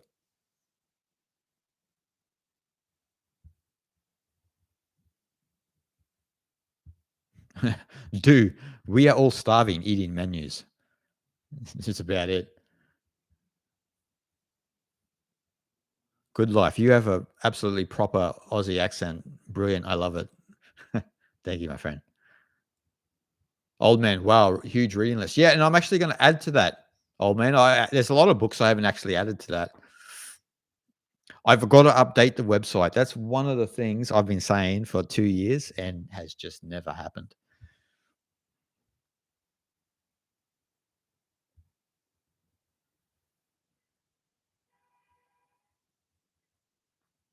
Travis, is it the Atman that travels to a new body during reincarnation or the subtle body? It is the Atman. And a combination, actually. I mean, but the essence of reincarnation is through the Atman. So, oh no, sorry. It's the Atman and the Jiva, Travis. So the Jivatman, which is the conditioned persona, as you know, encased over the Atman, is what lives life after life. So, but once the Jiva has dissolved, the Atman no longer comes back into a form. Of course, the Atman is always there in the form, but once the Jiva has thinned out and all karmas have been resolved, then that Jiva no longer exists. And so the Atman, I shouldn't say goes home because it never was separate. You know what I mean? The soul in the Eastern perspective is the Jiva. So the soul, because the soul is separate from the ultimate reality. This is again where language with Sanskrit and English are non-translatable. So there needs to be more context, and that's why I try to explain more context, as opposed to whimsically just saying, "Oh yeah, the Jiva is the soul," and blah blah blah.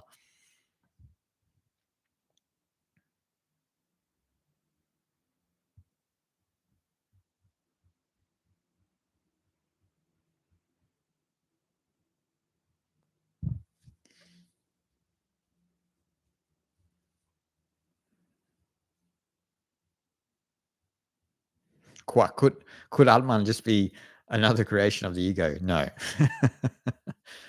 That's a funny question. Maybe the way it thinks about it, definitely. The way it thinks about it is for sure. But no. The way it languages it, the writing of the word Atman, the Atman doesn't have the name Atman on it when you understand the Atman. So yeah, in some sense.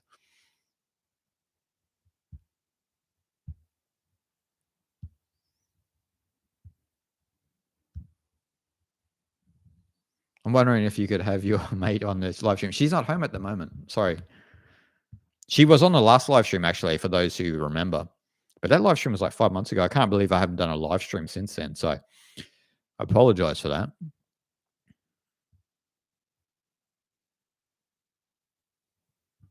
Good life. I don't like the live stream. I get no responses. I've been responding to you all the time.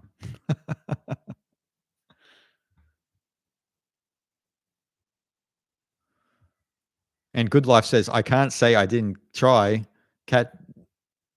Child. I can't say I didn't try, child. Y'all. Anyway. So maybe I responded to all of Good Life's questions and they didn't even hear them. That's the beauty of it.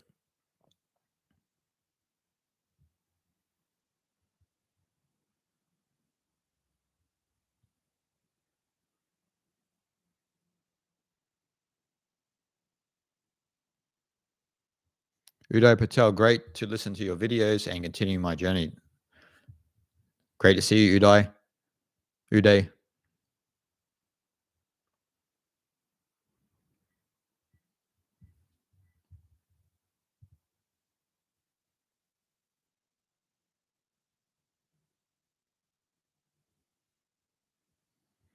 James Jones, what are your thoughts on being a vegan and the path of enlightenment? I have seen spiritual teachers who continue to eat meat, but there are other spiritual teachers who are strict on eating meat. Don't worry about diet, James. Don't turn your diet into an ideology. If you understand Ayurveda, if you understand traditional Chinese medicine, we all have different constitutions. And this again is a Western temperament. See, Western temperament is superimpose one perspective onto everyone. Doesn't work like that. Does not work like that. Even the Hindus are not strictly vegan. They are vegetarian. They still have animal products because consuming milk and some eggs and this and that is actually good for prana and chi. This is why sometimes when you see vegans, they can be completely depleted of energy and lose sight of the fact that there is a natural it's kind of a natural hierarchy in this world. But what we do in the West, what do we do in the West? We turn everything into an ideology, and then it becomes about social justice. So no, don't even concern yourselves with this question. If you're vegan, great. If you eat meat, great. If you want to understand deeper knowledge, it doesn't relate to your diet. Again, this becomes the social justice perspective. And if you're a social justice warrior, then keep doing that. But spirituality will not be for you. So again, if you look at, for example, if you practice Tai Chi Chuan, the development of Qi is high. You must eat meat. That's just the way it is because you're developing Qi. That's the tradition. That's the practice. That's why in traditional Chinese medicine, it's not geared towards vegetarianism or veganism because it's about the development of Qi. And likewise, in the yogic tradition, why they have curd and still have eggs and honey and so forth is because it's the development of prana when you practice yoga.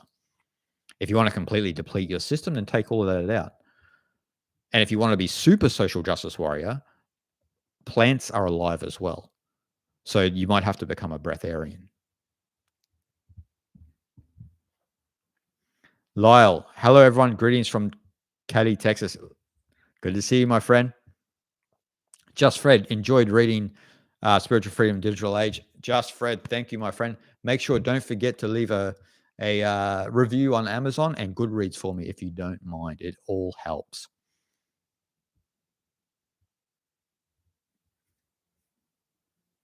Charles, why is Maya so convincing? Well, it has to be, right? Otherwise, we'd pull it apart. Otherwise, it wouldn't make it interesting that all of us here in this live stream have actually understood that it's an illusion. Look at Alan Watts said, it's the ultimate game of hide and seek. George Ivanovich Gurdjieff has a different way of looking at it in the sense that there needs to be people that do certain things in the world. Not everyone was made for enlightenment. And again, like I said, if we get out of that Western mentality that everything is for everyone, then that makes sense from that perspective. And that's why on my channel and in this live stream, the audience is relatively small because people who find the traditional spiritual path are few. But, and as I've learned over the years, is I'm super grateful that I found it.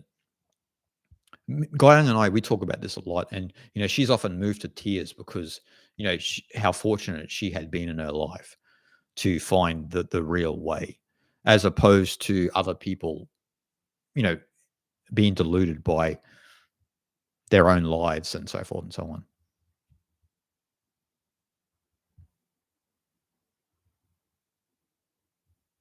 Michael Rugg, what you were saying about we are always the South was actually, yeah. I thought that's what you meant, Michael. I just elaborated a little bit.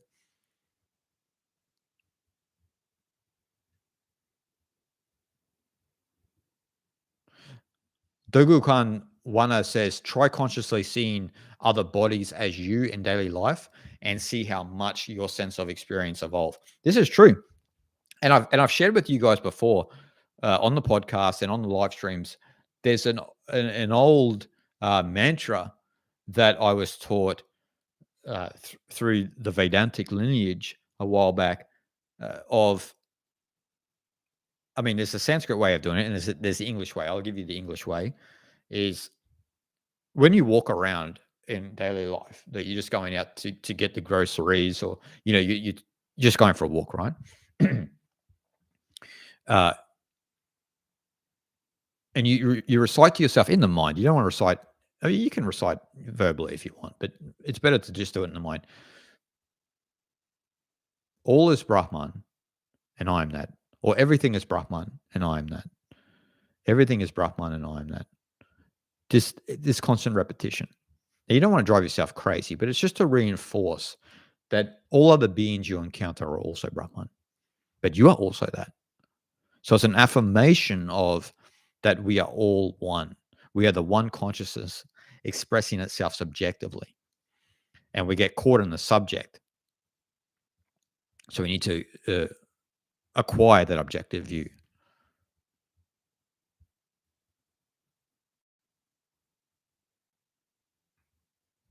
Obo, Jason, do you personally think oblivion is for real or not for real? I haven't really thought about it.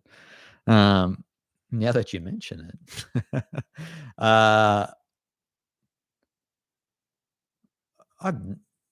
no, I don't.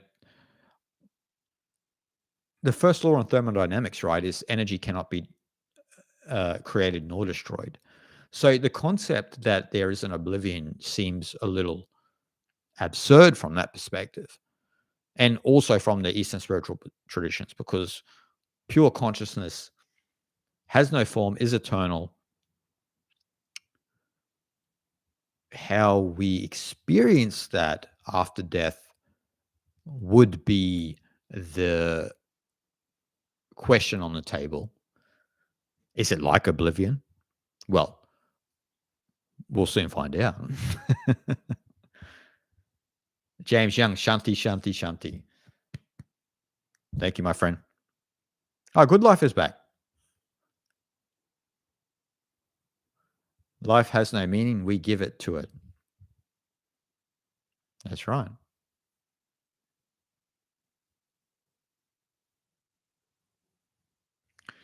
Ivis Eon. Oh, this kind of goes on from what Evie was saying too. What are your thoughts about living in a world that seems to be full of narcissists?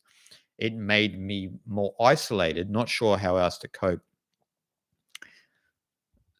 That seems to be full of narcissists? You mean is full of narcissists? No, I shouldn't say full of narcissists. There are a lot of narcissistic people for sure. It can make you more isolated, but is that a problem? That's what we need to ask, right? We are often under this illusion that we need to be constantly be social. You ask the hermits, ask the yogis how social they are. Ask them how do they handle their isolation, or do they willingly go into isolation? I've, for a lot of my life, have willingly gone into isolation into certain parts of the world, particularly the Himalayas, and willingly gone into isolation. And I feel completely comfortable. So then it becomes a problem, becomes an issue. Then is there a problem with isolation, or are the narcissists driving you away from them? Now, it's like I said to Evie before, you're not going to get a Mickey Mouse badge for sucking it up and hanging out with narcissists. You need to find, in some sense, the people you resonate with. And if they are few, then, well, you cherish them like they're gold. For Guy Young and myself, we literally have hardly any friends where we live, if any. I can't remember the last friend I saw here, and we're completely fine. We just go about our business and do our thing. So for everyone, it's different. A lot of people do suffer with isolation, and so I understand that. Escapism. Have you ever studied alchemy or gnosis? Yes, I studied both. Actually, you can study both in tandem. I mentioned Samuel Onvu's work before.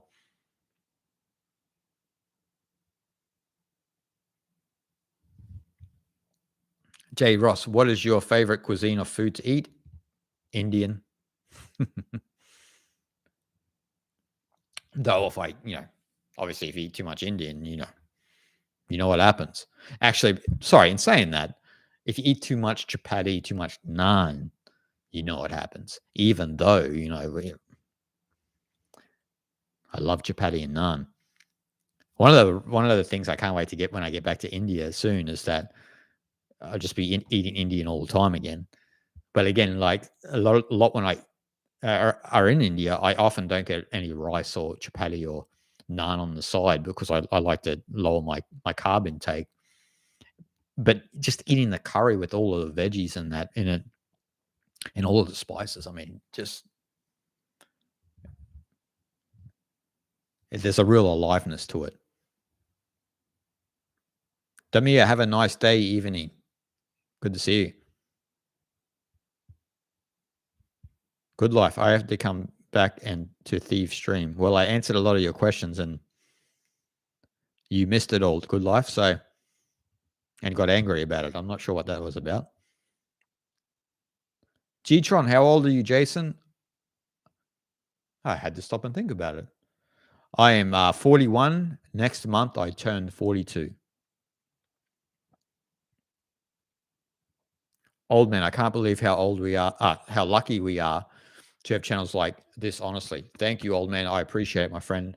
It means a lot. Guys, remember, give a thumbs up here if you haven't given a thumbs up so the video can go out to the people that need it. I was only going to do an hour and it's already 2 hours. So we'll keep going as long as the energy is good. Lyle, I agree, old man. I'm so grateful for this connection. Lyle, always love and appreciation for you, my friend. Good life, your greatest wealth is peace of mind, no doubt about it. Are you familiar with Sam Harris and his mindset? Yes, I am. He had a massive debate, Sam Harris versus Jordan Peterson. Yeah, they did, but they're still friends. They can respectfully disagree, I guess.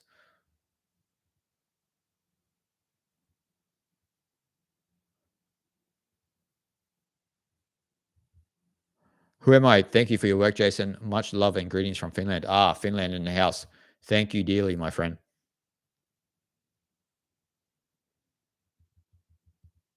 Sarah Six, have you ever come across Dr. Muwatta Ashby works ancient Egyptian belief system? It startled me how similar are the Eastern philosophy. No, I haven't, Sarah, but I have delved into a lot of the ancient Egyptian traditions. Obviously, the Egyptian Book of the Dead, the teachings of Thoth.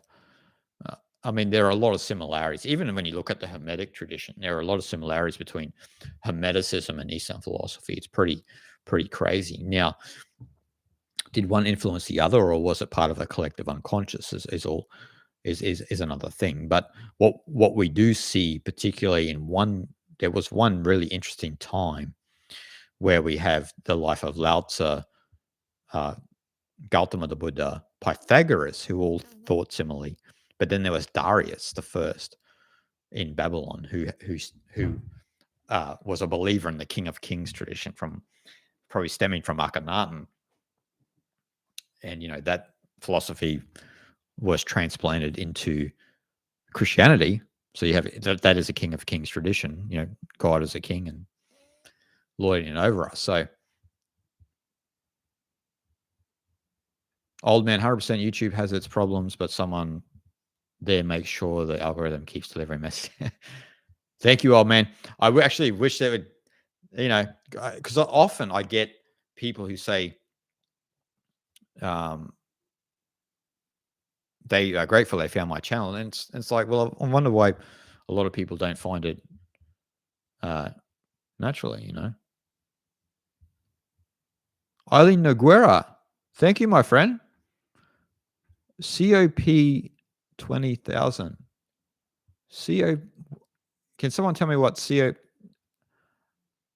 Eileen, can you tell me what COP is? I have no idea what part of the world that is from.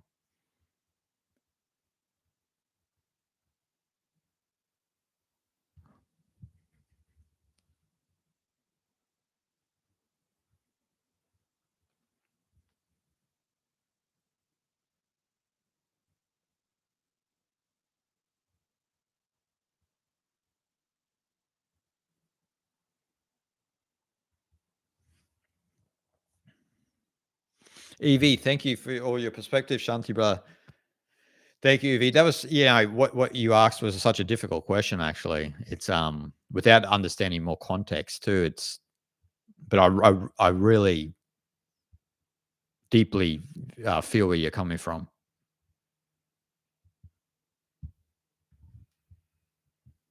Kawak, the troll mindset. Oh yeah, the classic mindset. Old man, death threats. Who the hell? The world is nuts. Yeah, it's sad, old man. Actually, it goes back to even before I had the YouTube channel. Actually, I had even just from my books, I had people. It wrote me an email once. Some person. What can you do?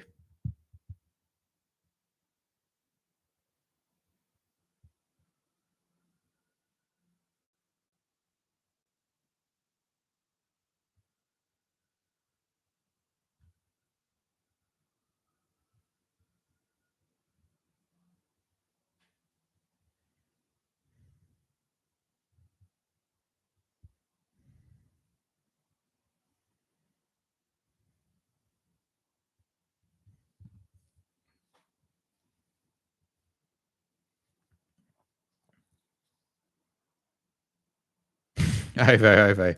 Jason says, if you need that, that's what makes me sad. Righteous, I say. 2 beers.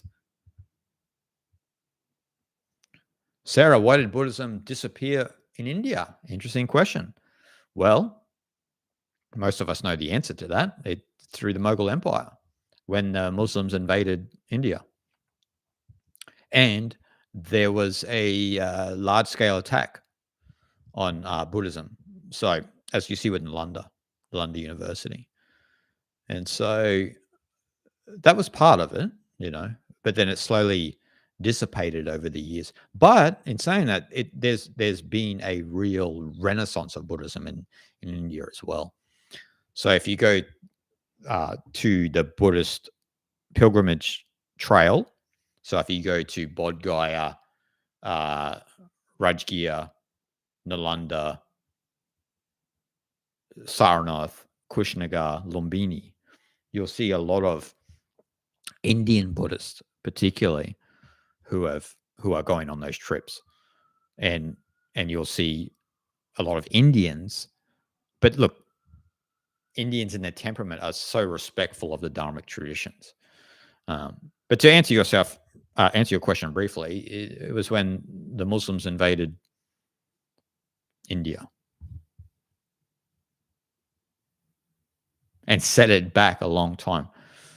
Now, Buddhism obviously was always second fiddle to the original Sanatana Dharma tradition. But I guess because of the setup of Buddhism back in the days, particularly Nalanda being a massive university and the first ever university in the world, it was deemed a threat.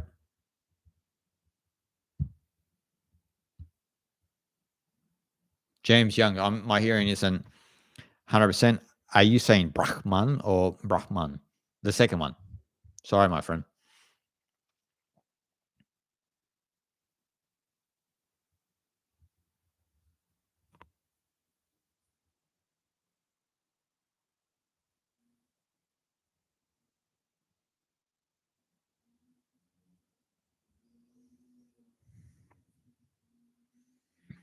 Would be amazing if you would do a tribute podcast for Ram Dass.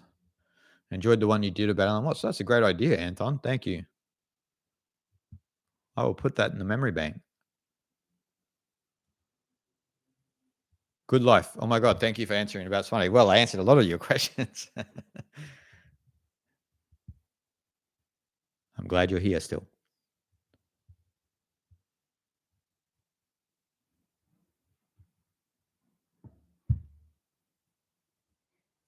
Anton, thank you for sharing with pureness. Thank you, my friend. Old man, I lost my father to terrible cancer too. Sorry to hear, old man. Good life. Oh my goodness. Thank you for honesty about your parents. Your energy is amazing. Thank you.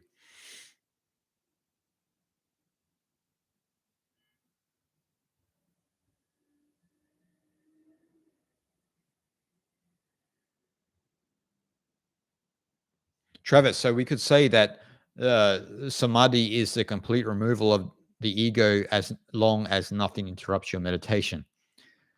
Uh, yes. There are typically temporary states of samadhi.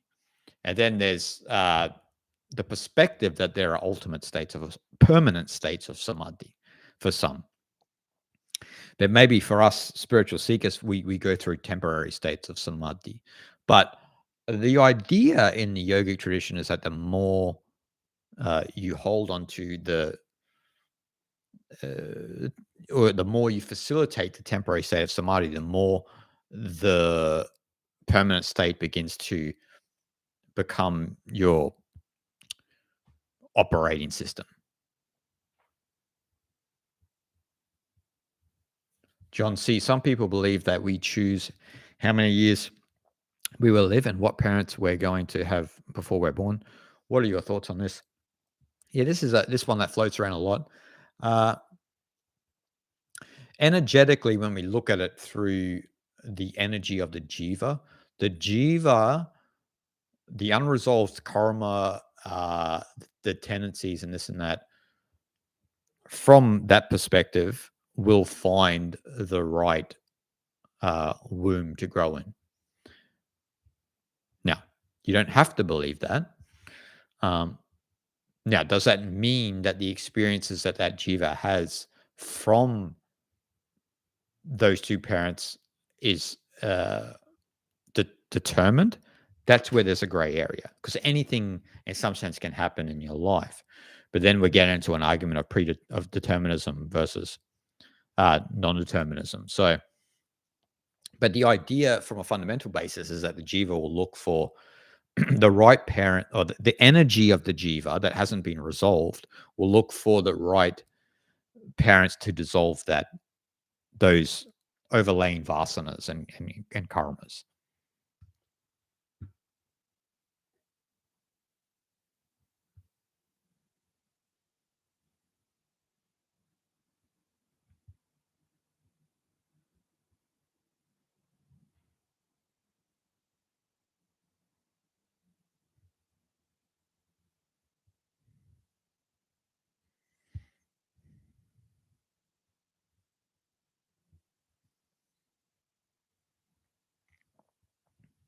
And in relation to samadhi too, I want to mention that there are some views on samadhi out there that are not the traditional views on samadhi. And I don't want to mention the videos, and I don't want to mention the, whoever makes them, but they are not the traditional view on samadhi. You want to understand samadhi, you got to study the yoga tradition, and you got to study Advaita Vedanta. And there can be a lot of new age views of samadhi, let's say, without me throwing anyone under the bus. So, as I said, you got to reorient your focus back within the traditional knowledge. Then you'll understand samadhi at a deeper level.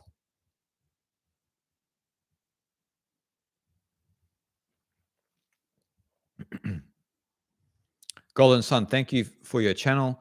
I recently took my Buddhist precepts, but I love mantras and Taoism. Is there a way to be all three? Sorry. Yes. That's what I do. So it is. And this idea that you need to be with one and not the other is an older temperament, which came, which it has been there because in the old days, before we had access to a lot of information, you would have to go to a certain location to learn and practice. Now it's a little bit easier. So that's why I implore people to study all three of the traditions.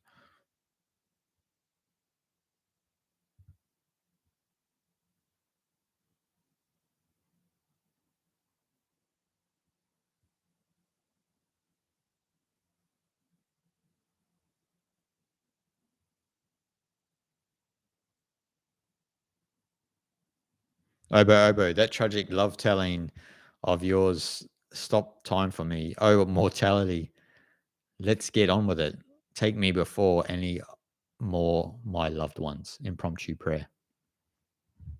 I love that, Obo.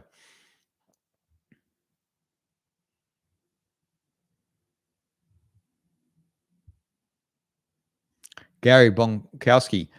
I feel kind of bad for so many people that are lost in the illusory life. They think that huge mortgage payments, big new cars, Botox, and working 60 hours a week is what this is all about. Gary, you nailed it, my friend.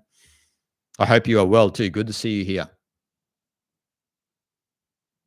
Jeremiah, we experience oblivion every night. Touche.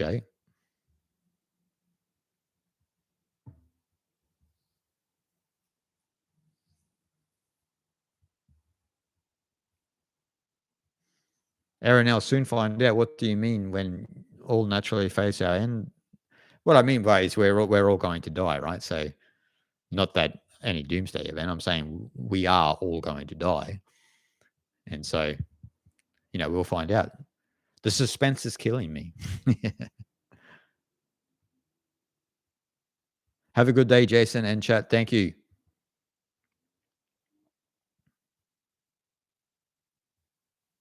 Eileen, it's good to be here. Thank you. It's good to have you.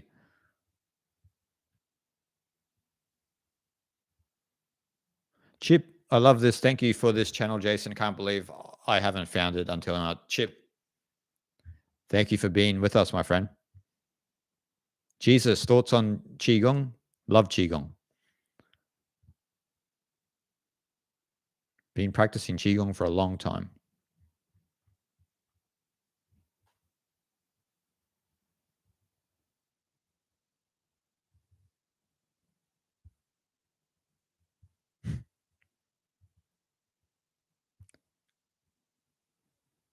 Colombian pesos. Thank you.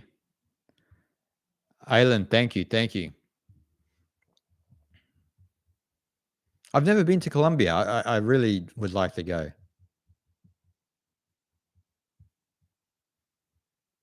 Many friends have recommended it.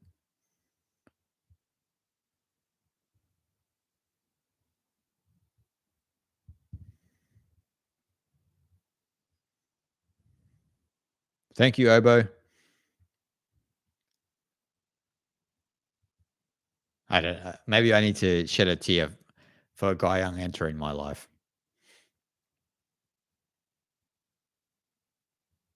Jeremiah, spiritual channels aren't big on the market or algorithm.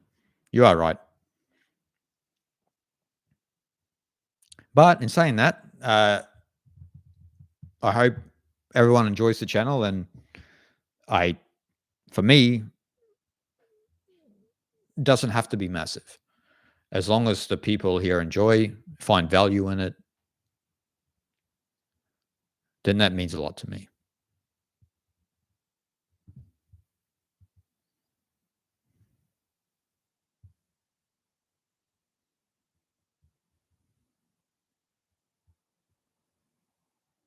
Good life. Well, it's good to have you there.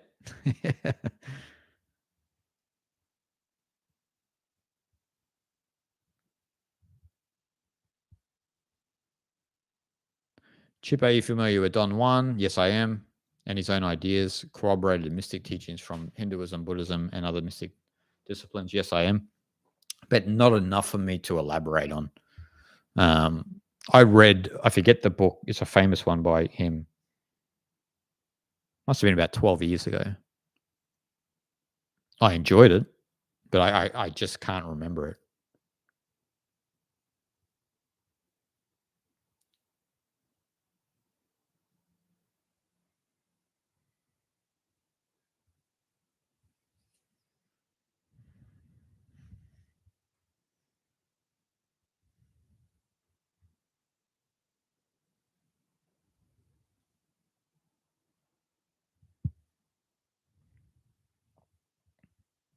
Gustavo, I love your videos, brothers. Thank you, my friend.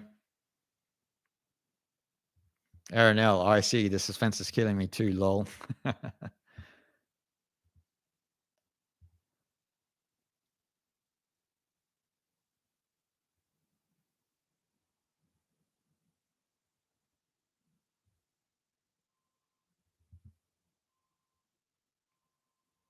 Jeremiah, do you have a Facebook page? Yes, I do. You can just search. I have a page and I have also a private page.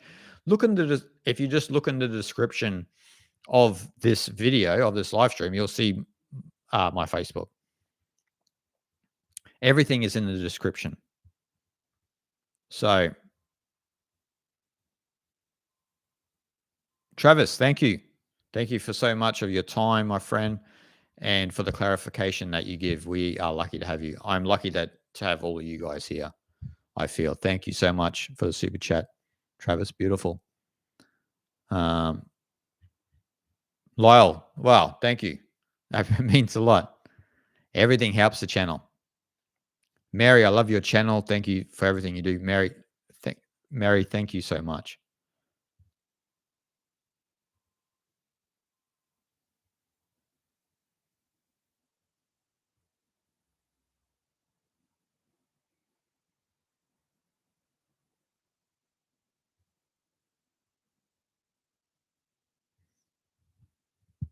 Excellent.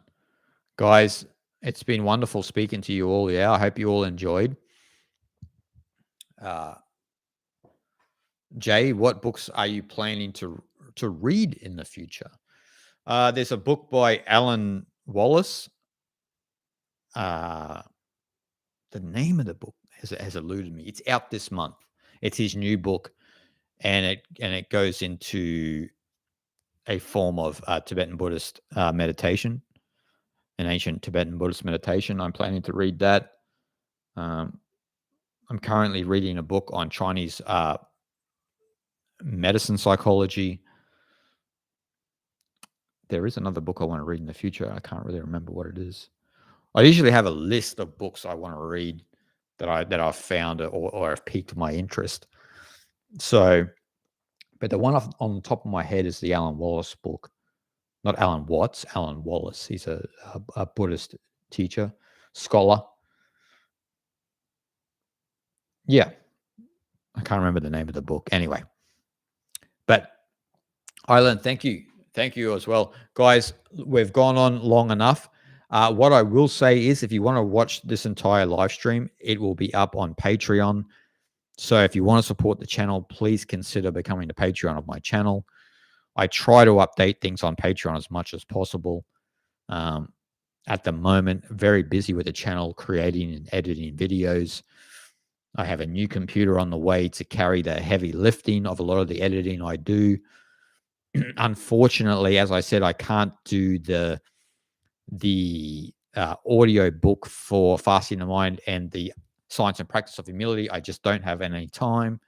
There aren't two of me. So I'm editing my current book on Taoism, which I hope to be out next year, that I hope you all enjoy. If you go to my channel, I'm doing signed copies of all of my books, privately signed copies. If you're interested, you can find that on the channel. But as I said, this live stream will be down after I end this, and it will only be available on Patreon. So if you want to become a member and support the channel, and look, I'm just so happy that you all enjoy the content at the moment. Right now, please let me know what content you would like me to make. Just shoot off like Taoist, Buddhist, or Vedanta or something. Also, in the Sacred Yatra, if you saw the places that I'm going to, which ones you would like to go to. Good Life, thank you for the super chat. I appreciate it, my friend. Thank you deeply. I enjoyed our conversation today. Good Life, thank you. Chip, thank you so much, Chip.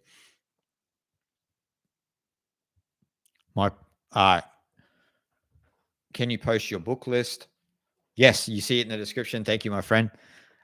Sarah Sankhya and Jane. Oh, Jane Temples. That's interesting. Okay. Sankhya is one of those things, isn't it? Like, there's not a lot of content about Sankhya for whatever reason.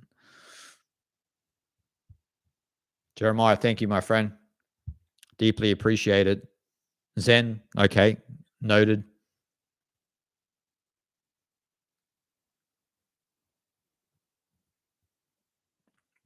All right, guys. Thank you. Gary, thank you for what you do. You have helped me personally so much. Keep up the great work. Keep up the rest of us sane. I appreciate it. Sarah Jane Temple's incredibly beautiful. Yes, they are. Please, much care and love and thank you. Guys, thank you so much. Love and appreciate you all. Shanti, Kashmiri Shaivism, thank you. Travis, will do to it.